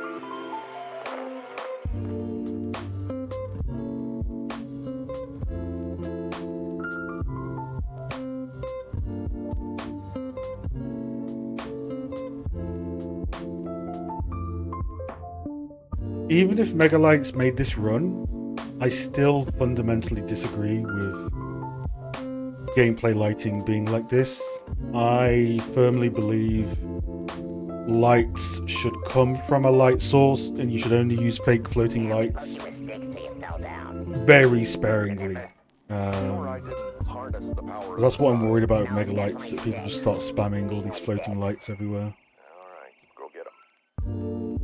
Hey, Chelsea, welcome back. Good to see you again. Have you ever used hidden emissive cubes, spheres? I haven't used spheres. Emissives, I have found very difficult to work with, but non-emissive cubes or planes seem to work the best. I've never had luck with emissives. They cause just a lot of artifacts. How's it going, man? Ow! Oh, that did a lot. Ow! Not there! Ow! Ow!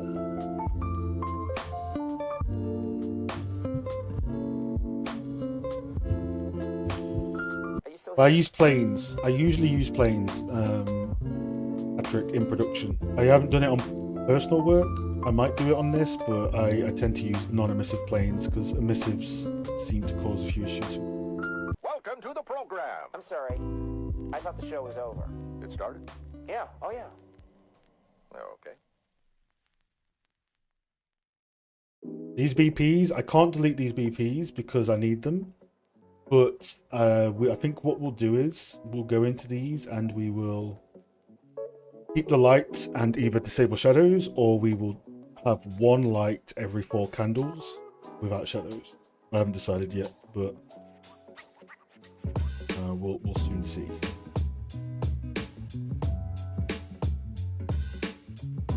It's a candle hole.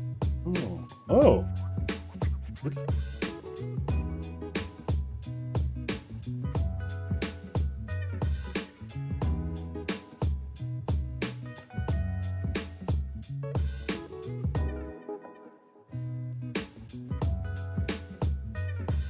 It is not too complicated. Is it not too complicated to do lighting with lumen? Behavior. Yes, lumen is very difficult to work with. It's getting better, but it's honestly, yeah, a lot of technical stuff. It doesn't handle interiors very well either. If you have don't have a lot of windows. This has a lot of windows, so we'll see.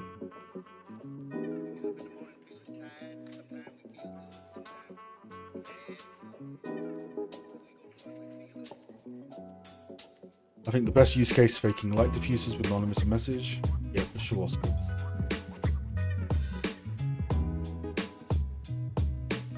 Interesting. These candles should probably have the tin.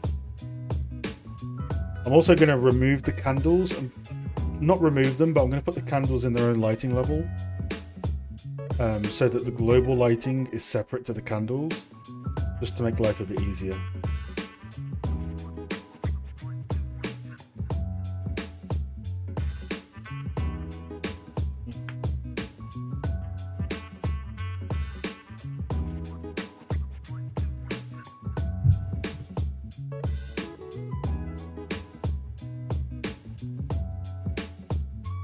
I'll tell you what though, guys, we're running at 90 FPS. I think it's a good one.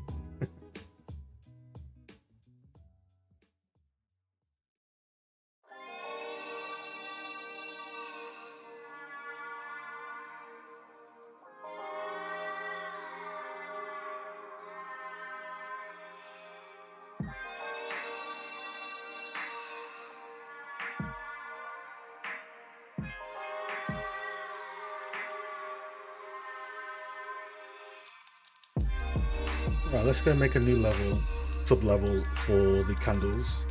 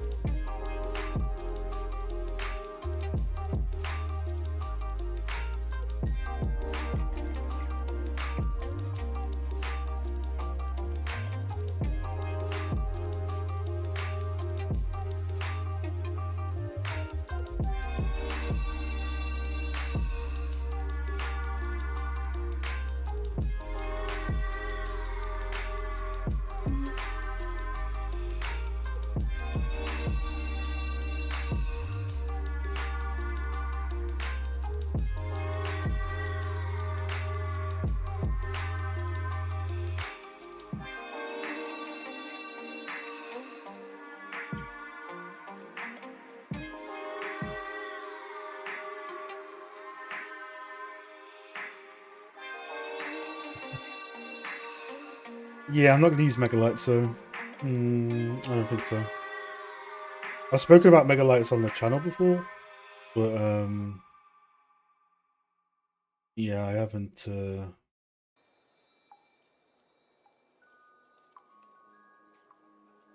I don't want to use it at the moment. I want to stick to kind of the core method that we have with PBL and not using rectum points with shadows until like a time passes to where it's more standard.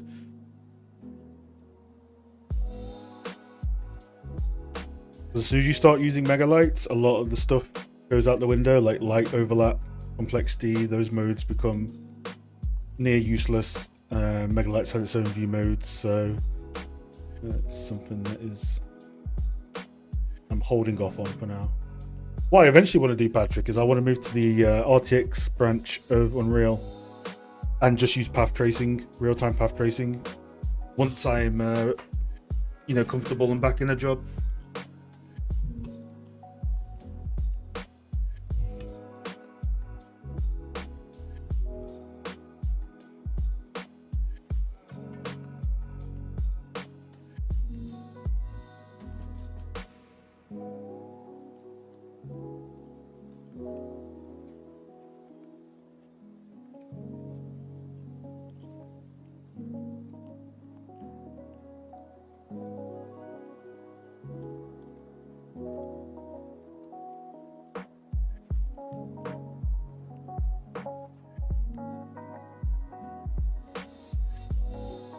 My computer is very good, thank you very much. Well, this computer at least, 4070, 64 gigs of RAM. The one downstairs, however, well, that one, DX 1080.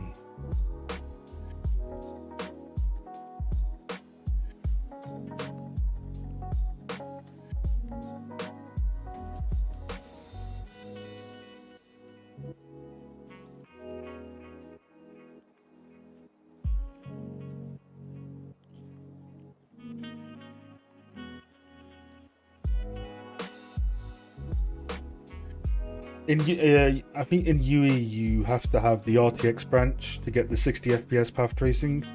Otherwise, you're just using the standard path tracer in here. Which, yeah, this isn't real time. So I think you need the special branch that you have to get through GitHub. Arthur, how are we doing, buddy? How we doing? Shout out incoming. Hold on. You guys aren't familiar with Arthur? Is it?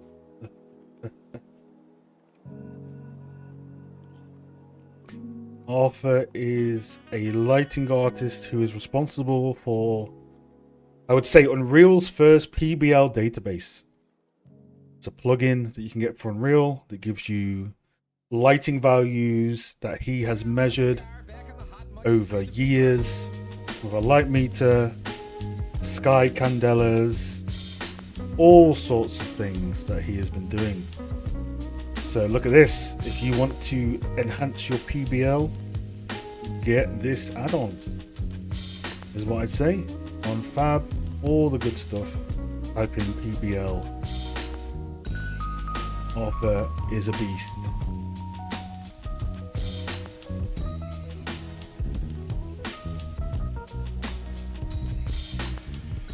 There we go, Arthur. So yeah, any good tools I am happy to promote.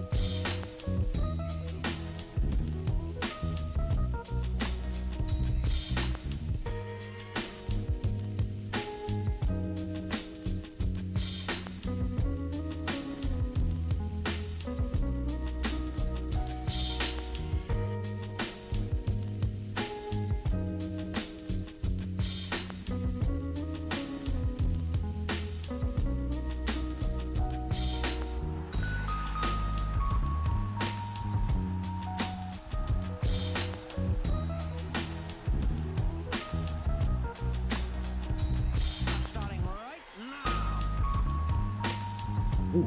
Ooh. Yeah. It's a little unlit opera. Actually, I think we've cleaned it. We've cleaned the level, so we've stripped it. Oh wait, no, hold on. Something going on here. Oh no, that's fine. So we've cleaned up our first technical stuff. We're now cleaning up the light complexity with the levels. We'll keep doing that for 10 more minutes, and then I'll be hopping into the public via the Patreon open call. Anyone on the Patreon Discord that wants feedback, you can hop in the call with me and show some work, probably 1 or 2 screenshots, as we have a lot more people nowadays. So yeah, we fixed the nanite, we fixed the DRRs, we're fixing the LC, and then we need to light it to look like this without it being the original lighting and cinematics. And then we'll do a render doc on the cooked build, and hopefully we'll have 60 FPS. That's the goal, at least.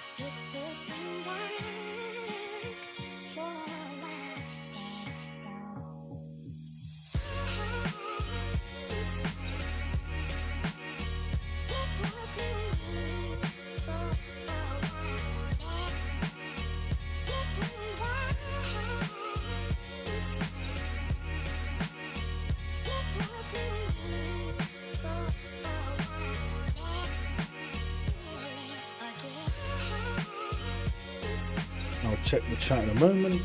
Interesting that Control B doesn't work in this menu. Is this going to like me doing this? I don't think it will, but we can try. Okay. I should probably change the name of that in case. Lighting local.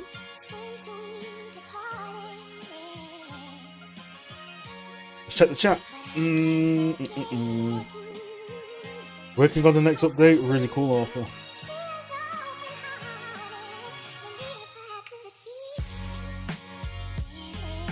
Yeah, that was one thing I found, Arthur. And your tool addresses this, which is awesome. But did you also find that there isn't a lot of data out there for like sky brightness? I think there's orders of magnitude, which is like a Wikipedia page. But it's not readily available info, right? It's hard to find, you know, sky, candela, nits, brightness. There's only like a few sources for it. So it's cool that your tool has a lot of that stuff in.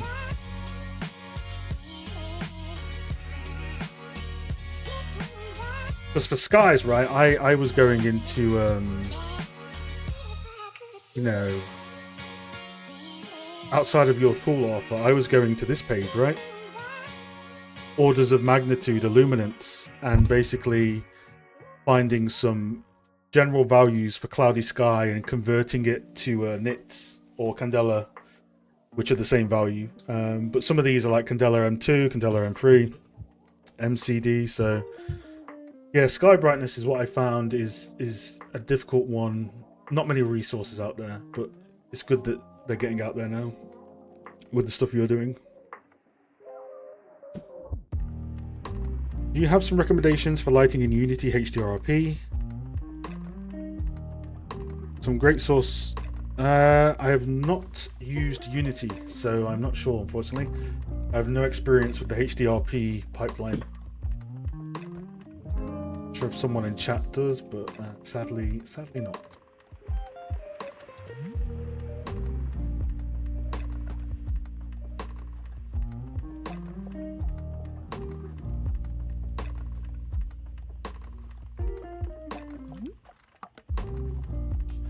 Ah, yes, I saw that offer. Yes, thank you very much. I haven't had a chance to reply, sadly, but yes, I did see that. Thank you. I need to give it an install and try it out a bit. But when I tried out in the beta, it was really good. So, much appreciated.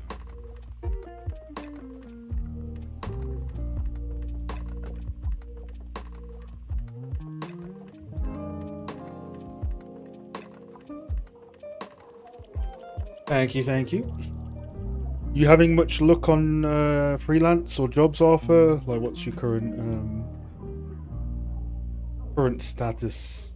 As you know, with mine, we lay off fun.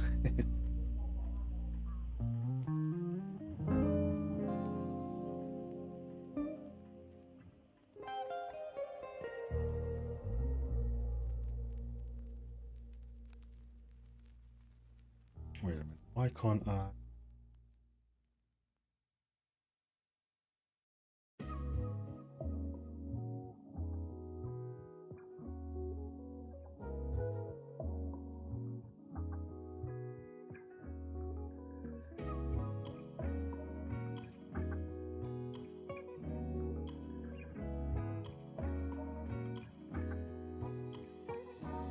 Yep.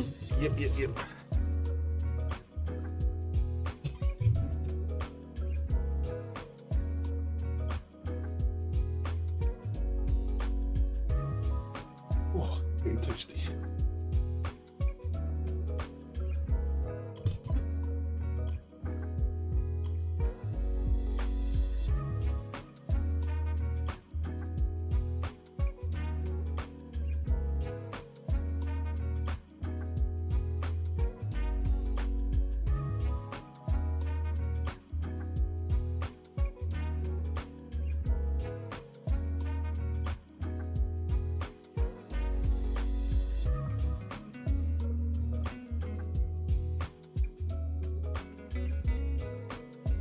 Yeah, it's crazy that you're like, that's the thing, right? It's just crazy that, you know, you're looking for your first footing. I wish us all the best of luck in finding our next gig.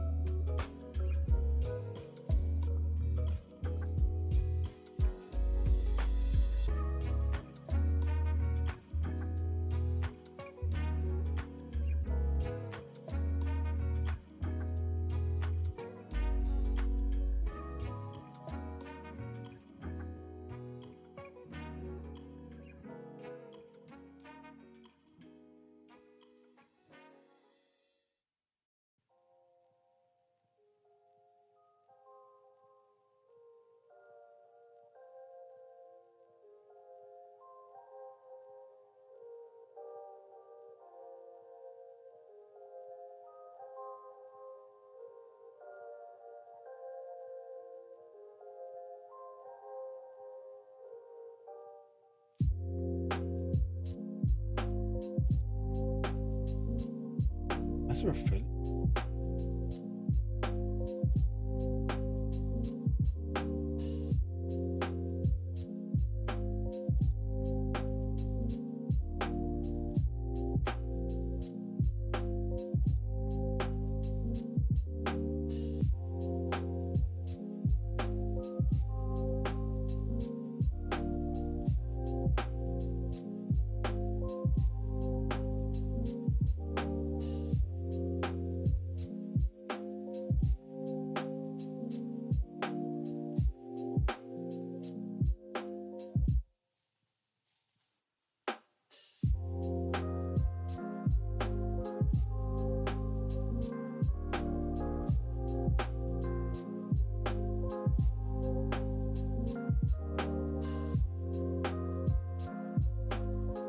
Hey, Mika, how are we doing?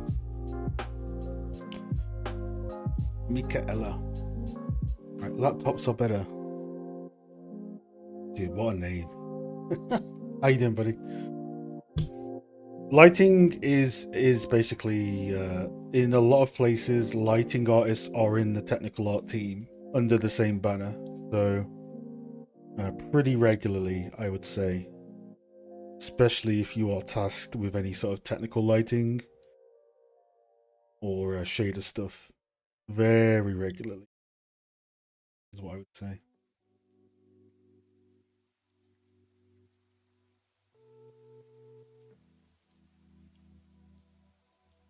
Just way too many lights for a tiny candle area. That should really be one light, so we'll see if we can use one light. Do that.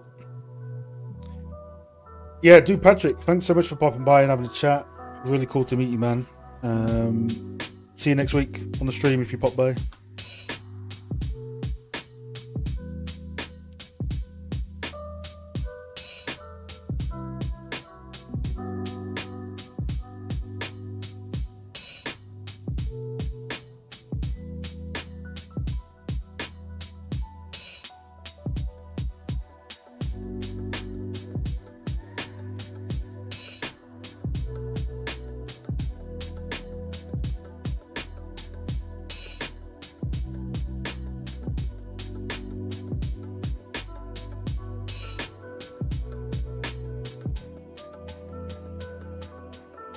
Right, we are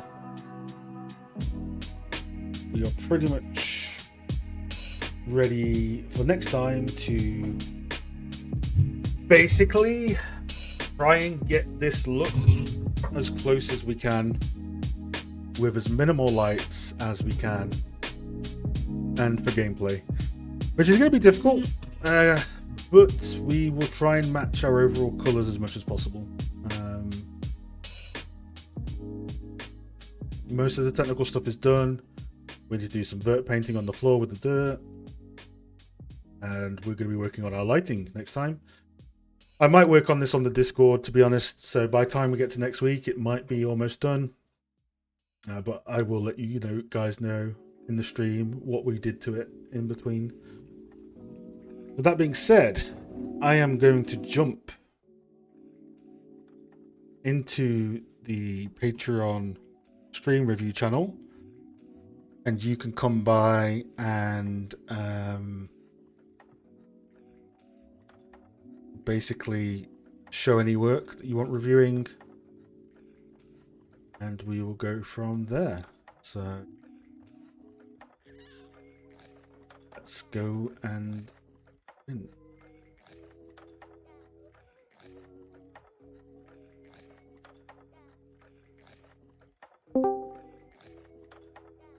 Oops, wrong channel.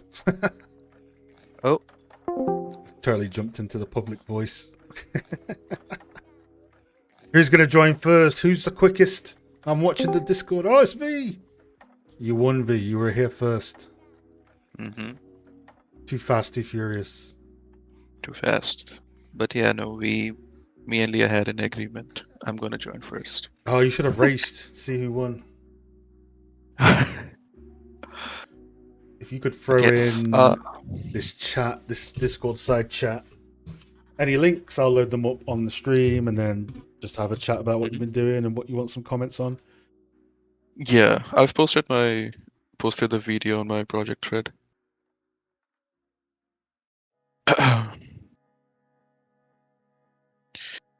Though I have started the texturing for my wood, but I haven't posted anything yet.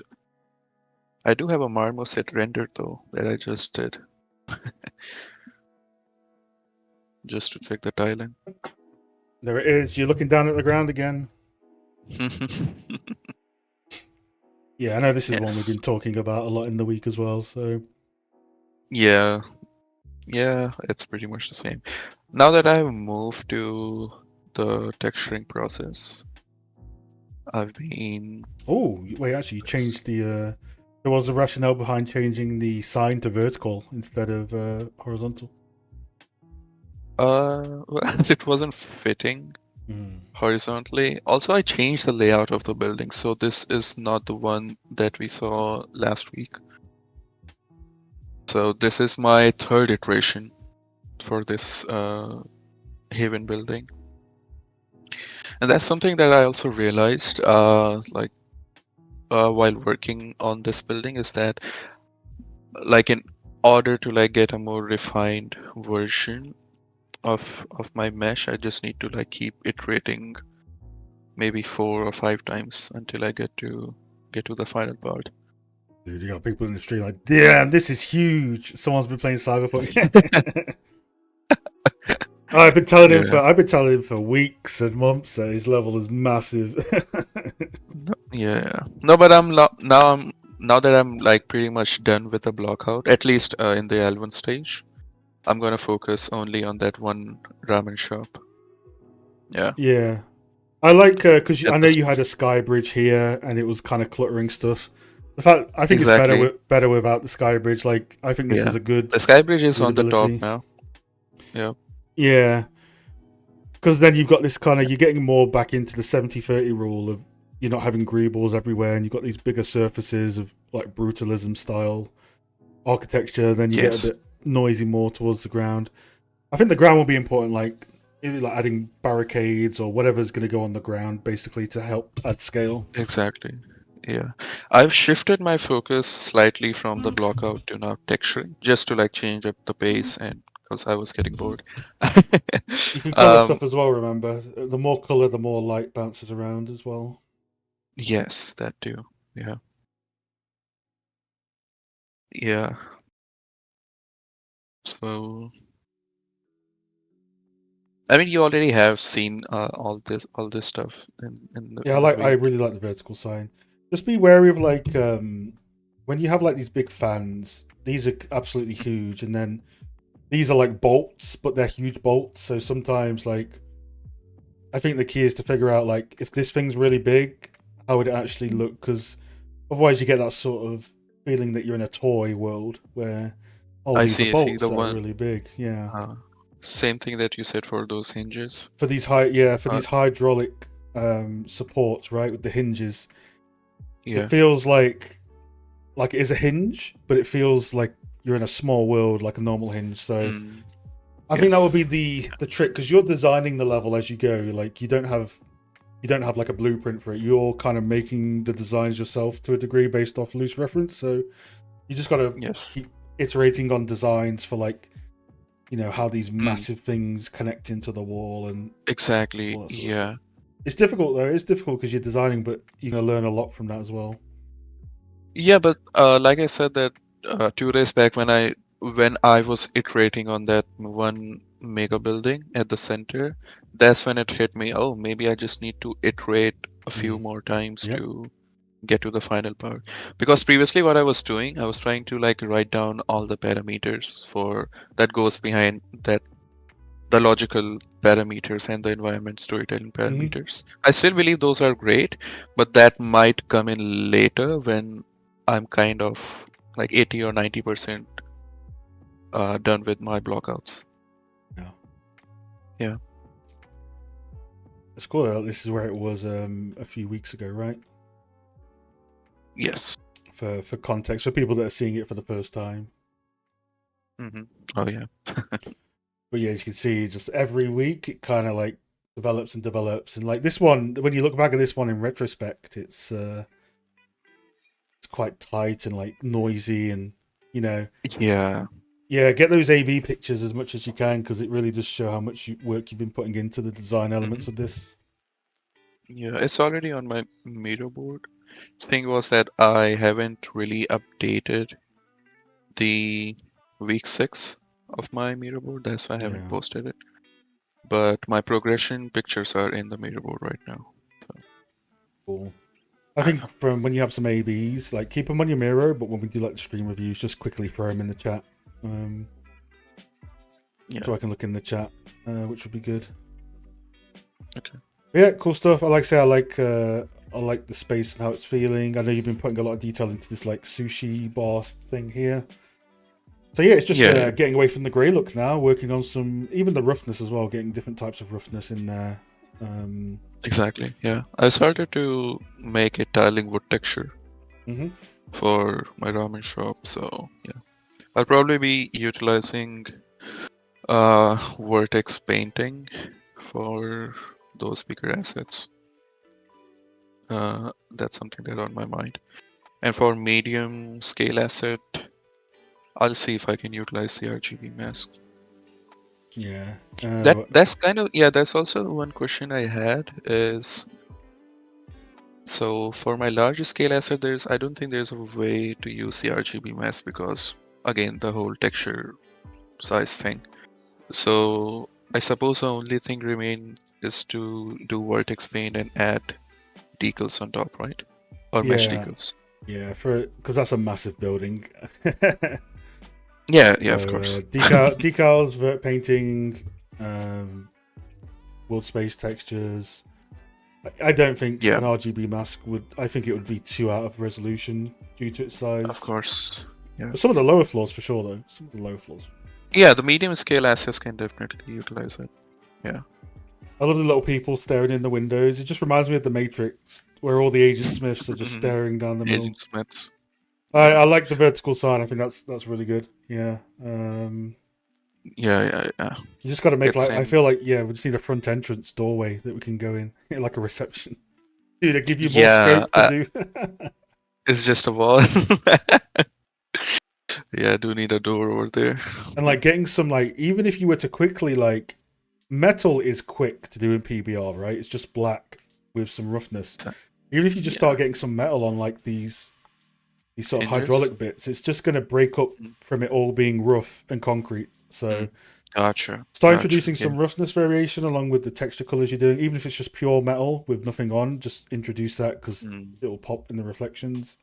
And then just big machinery stuff, finding out how you can make this look less sort of big Lego brickish and more sort of chunk mechanical. Good stuff, man. Yeah, I know we kind of see it all the time anyway in the thing. It's good to have an official check-in with the people on the stream. Yeah, that's right.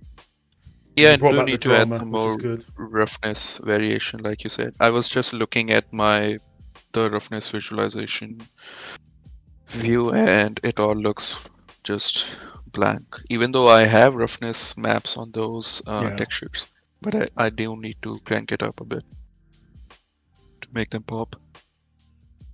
Yeah, for sure, because it's just like flat surfaces at the moment, so that comes with time. Honestly, it just comes. Yeah. But cool, man. Good stuff. Keep it up, and obviously we'll see you in the voice chat anyway to give comments on it. But keep it up. Thank you.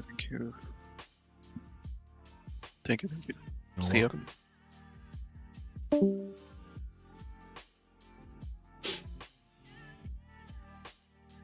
I need like a PA announcement. Please, may the next customer get out. Hey, what up? Hi, Elliot. Hi, Chad. Let's have a look at. So while the video plays, what's been happening over the last week? What have you been working on for anyone that might be new to the scene? Just go ahead. All right, yeah. So basically this week and the last week and this week, I've been working on textures.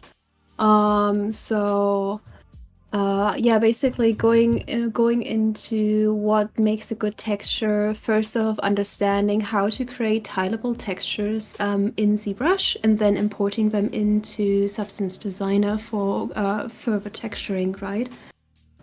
So that has been taken up quite some time, but I think I get the hang of it now.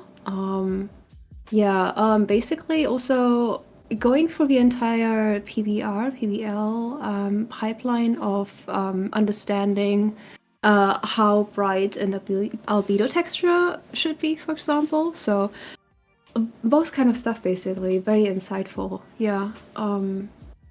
Yeah, basically, yeah. Cool. Yeah. Mm-hmm. I can see some weather updates, the stone updates as well. Yes. And you've been working on a exactly. lot of the stone. Yeah, video looks Mhm. great. I know you have a lot of your stuff on the Miro, so we'll have a look here. I think from next week as well, depending. I think today's fine, but if we have more and more people coming in, I think showing the work in the thread will probably be the way. Have a quick look at the Miro. Oh, there it is, the welcoming committee. Yes. How Of course. detailed that fur is. She's a fluffer. Not a chonkero. I think welcome committee here. The two cats. Yep. Exactly. Arthur says, very promising, looking good. Ah, nice. So let's have a look. So look at these drawings. Who drew this? Leah, come on, you can draw better than this. Look how amateur these drawings are. Who would draw this? Look at this. What is this? Look, it's a cute brick, okay? Who drew this? Look how happy it is. I drew this. Just in case stream has no context. Yeah, so you're using double UV set approach, which you've never done before. So using UV0 for the bake. Yes. And UV1 for the texel density, and bringing them Yes. together. Basically working on figuring out how to do nanite tessellation and working on like the rocks and object radius so that you can scale stuff right and it scales up in the game. Yes, exactly. Like, yeah, basically, what is it? Finding all the differences between singular bakes, tiling, and trim sheets, right? And how to utilize, basically looking at a concept, seeing what kind of texture it is, and then basically, yeah, utilizing it in the best way possible. Yeah, I know we gave a little bit of feedback on your tiling pattern, which, just around the borders, you can kind of move some of these down and up. You fill in the space. Yeah, which I fixed. It's not here on the mirror board yet, but I fixed that already. It's, yeah. And you're looking into, I've got him on my mirror board. Greg, is it Greg's? Yeah, Greg's. I'm going to say Greg because I don't know his full name. Greg's amazing PBL sheet, which is, I always recommend, probably the best resource online for getting albedos in the right values. Oh yes, how did your albedo go? Because the last feedback I gave you was your albedo's too dark on the brick. So, what did you find out from doing these tests here? Yeah, so it was too dark. It was basically, what is it? It was on a 120. So basically my material consists of two textures. One is limestone and one is sandstone for the in-betweens. So I was basically looking, like at the values and then comparing them, and they were very much off. And so I basically created 3 different versions. I'm at version 3 now. Where right now my values are at 229 for the limestone, I think. Yes, exactly. What is this in? What program is this from? Substance Designer. Oh, okay. I've never used Designer to do this. I've always used. I guess this is Very similar to you looking at the mean in Photoshop, right?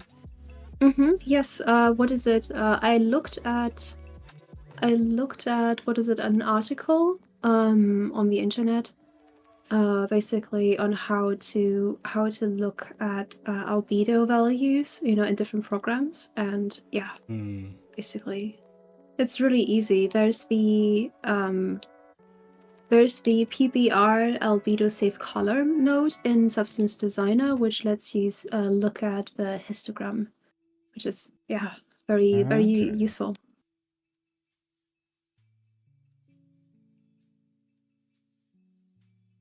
Yeah, cool. 193. I mean, yeah, based on eye, this looks like it's a bit different to how I read them in Photoshop, but it looks much brighter. Good.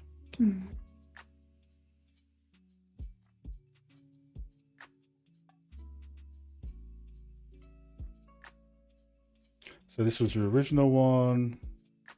Yeah, like you can see now, especially when you have them together, right? Eventually your eye just gets used to it. It's like, yeah, this is too dark, right? It's like, your lighting isn't gonna, feed off that very well. It's not gonna read very well. These are much better. But also your albedo, have you done just some albedo authoring between these two? Because this one looks like you've got a bit more realistic texture information than the middle one. Yeah, exactly. I've been adding a lot of basically adding a lot to the albedo with just multiple gradients, and so it's like I guess right now I'm at the process of adding gradients to it, and then also adjusting the albedo values, right? Yeah. If they're optimized, yeah. This albedo definitely looks the best so far. Looks a bit blurry. Probably needs a bit of sharpening. I don't know if it's a screenshot and you've stretched it up. Maybe needs a little bit more color variation in here. But the roughness especially is almost like probably too subtle, right? The roughness should kind of be like pretty hardcore, right? It's where you can get the most sort of juiciness in. Yes. So this is too strong. Obviously, 1 and 2 is too strong, but this is too soft, essentially. So basically, I think by the time you get to version 4, you're gonna get there. I think you're very close. Cool. All right. Yeah. Cool. I need to look at into this because I'm used to seeing one value. I'm used to seeing when I did it in Photopea just now, I had 193. So if you could link me what you were looking at for this, because I think this will be very useful for me to look at since I need to learn Designer. Oh, absolutely. I will do that later. Yes. But yeah, Gregor Sheets is amazing. He's got so much good stuff. So, but yeah, agree. Very big improvement. And this was only 2 days ago. We were speaking about this off the stream. Yes, Very good. Yeah. Just be wary of. I don't know how old this is here, but you've got some like clipping in your cracks. So I don't know if that is the roughness or this just looks very. It looks very kind of messy, right? This here. Yes. It exactly. doesn't seem to be following through the rock. Yeah, that's a wonky material. It definitely has something to do with the RGB masks, which I haven't fixed yet, because I was too busy with the tile level. But totally agree, and I will do that in the meantime. I think when you do the cracks, I don't know if a noisy alpha like this is the solution. I think if you do a crack that is going all the way through, I think, because I saw a really good, basically you're going to reference him again, the legendary Kingdom Crafter. But I like the way he does his cracks in the sculpt. I forgot which video it is on any of his rock videos, basically. But yeah, you want the crack to kind of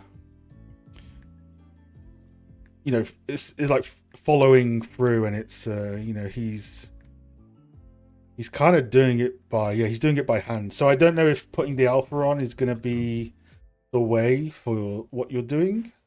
I just think sculpting it in like this, and maybe you can use it as a guide and sculpt over it like you're doing a spotlight.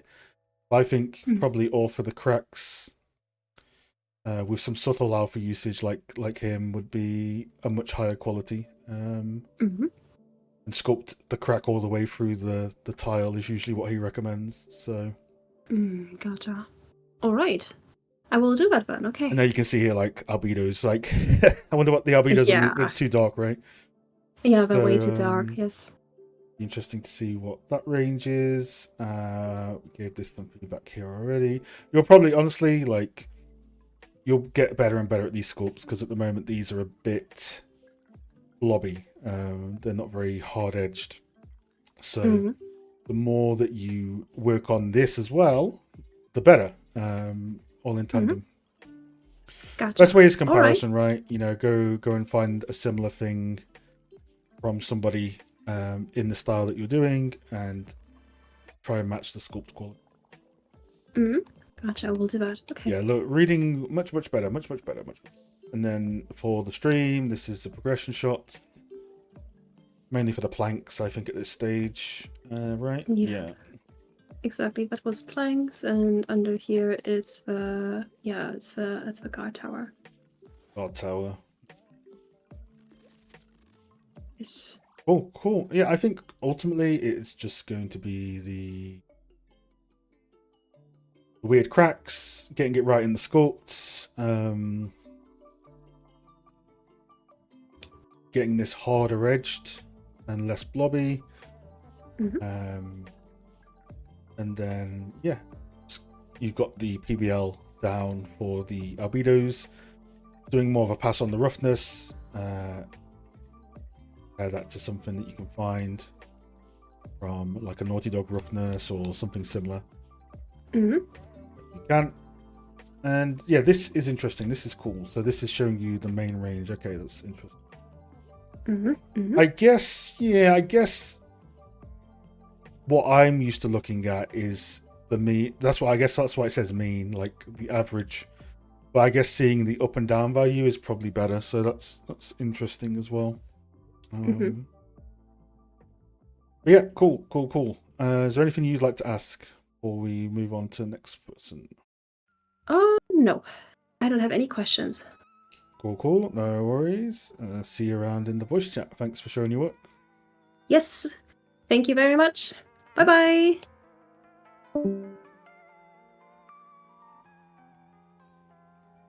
Have we got anybody else that wants to drop in and do a stream update on their work? Get some feedback. See a few people in the voice chat. They might not want to. That's completely fine.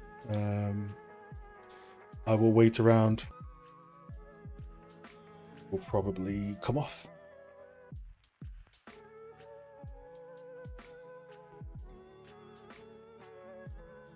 Yeah, good work, guys. Good updates. Very cool.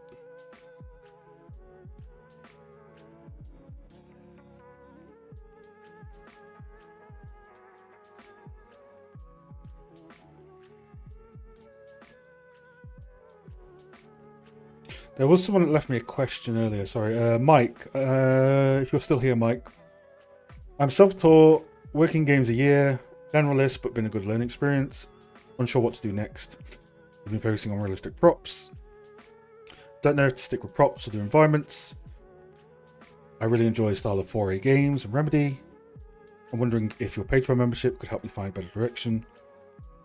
The Patreon membership, like, if you are actively working on stuff, you will get the most out of it, I feel. So we have a look at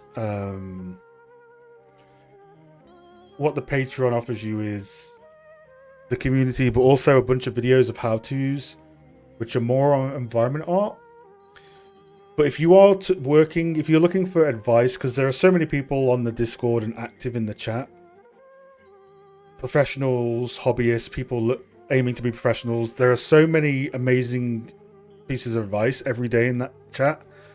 I think if you were actively looking for that and working on a new project, you would get the most out of joining the Patreon, whether it be for a month, 2 months, however long you want, right? So I think so. I think it's a quite niche, nice, active community due to it being behind the Patreon. Have a think about it. Let me know what you think, and then you could join if you want. Whatever is makes you happy. It's your choice, ultimately.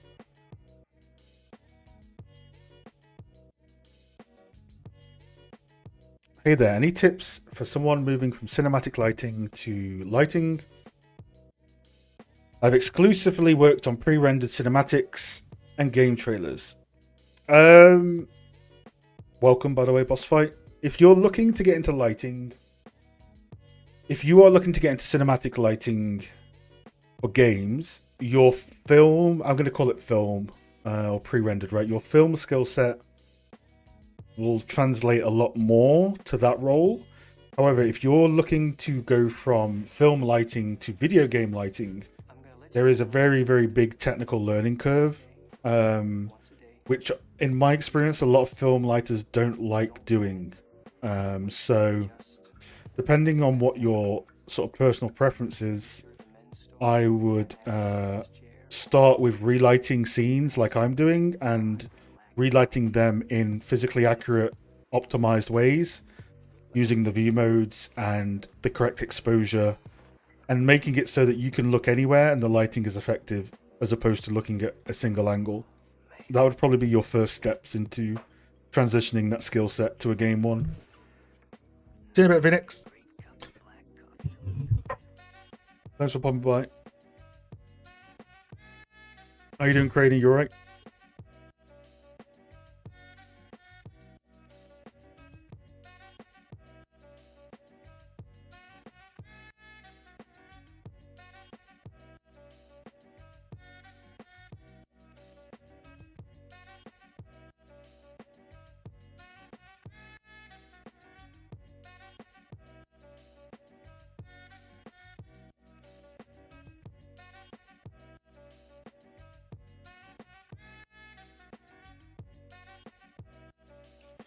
Also, if you're interested, check out the Lighting for Games hub. This has all the information I could possibly put about video game lighting, including resources I've done, resources other people have done, salaries, Excel resources for optimization, PBL. Everything is pretty much contained in this board for my knowledge base and what I use on the day-to-day.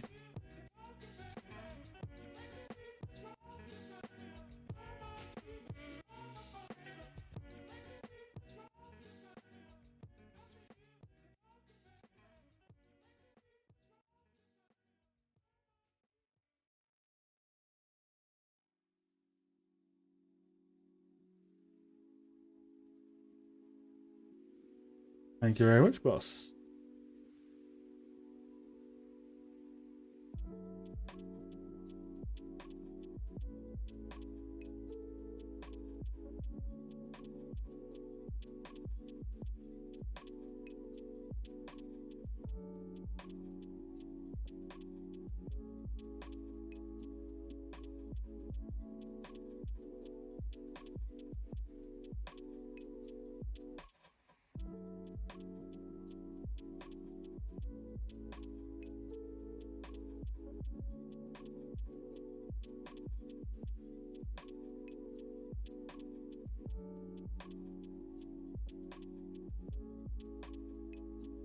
Hey, Jordan, thank you very much. I'll hang around for 5 more minutes. If you would like Patreon feedback and you're in the voice or the Discord, hop on in. If not, I will head off. I'll probably come join you guys on the Discord for a little bit and do some more setup of this. But yeah, thanks for coming by, guys. Thanks for the congratulations on stuff. It's good to see you all. Been fun as usual.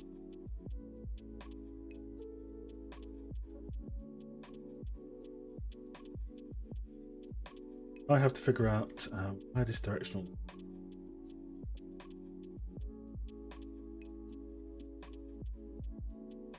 Because it's off. Wait, so was it always off? Must have been always off. Oh, he must have tried to put it on and then replaced it with a spotlight. Okay. So we're slowly reverse engineering how he was lighting this. I think he was probably not getting the look he wanted with the directional light. I'm gonna try and go for the same colors and stuff, but yeah, we'll see. We'll see.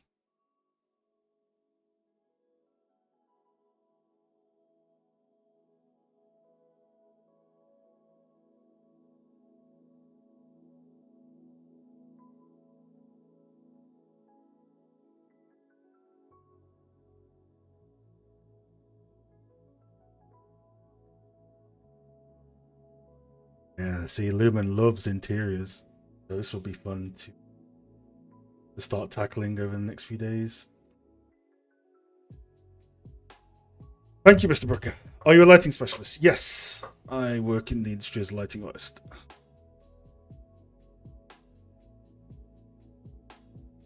What does it take to be a lighting artist? I've always thought it's just being an environment artist. Grady, are you familiar with my lighting videos on YouTube? If not, I can link you a good video that will get you started.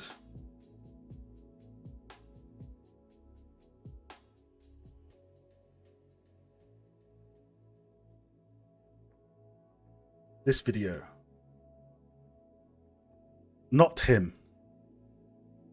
Not him. I'm gonna watch my own ad so I get millions of dollars. So you want to be a lighting artist in the games industry. A lecture I did for a school 11 months ago, basically talking about the lighting art role with a quick demo as well. So I will link that into the chat for you. Good place to start. But yes, folks. All right, I'm going to hop off onto the Patreon Discord for a bit, hang out, work on this. And I'll see you guys next Thursday on the stream. Reminder, check out the Lighting Hub. Check out the Patreon if you want to join a bunch of people on the Discord that are giving reviews and just having fun. If you want your work reviewed on the stream, on the open Patreon call, have a check out of the Patreon as well. But thanks again, guys. Thanks again for popping by. I'll see you guys soon. Take care.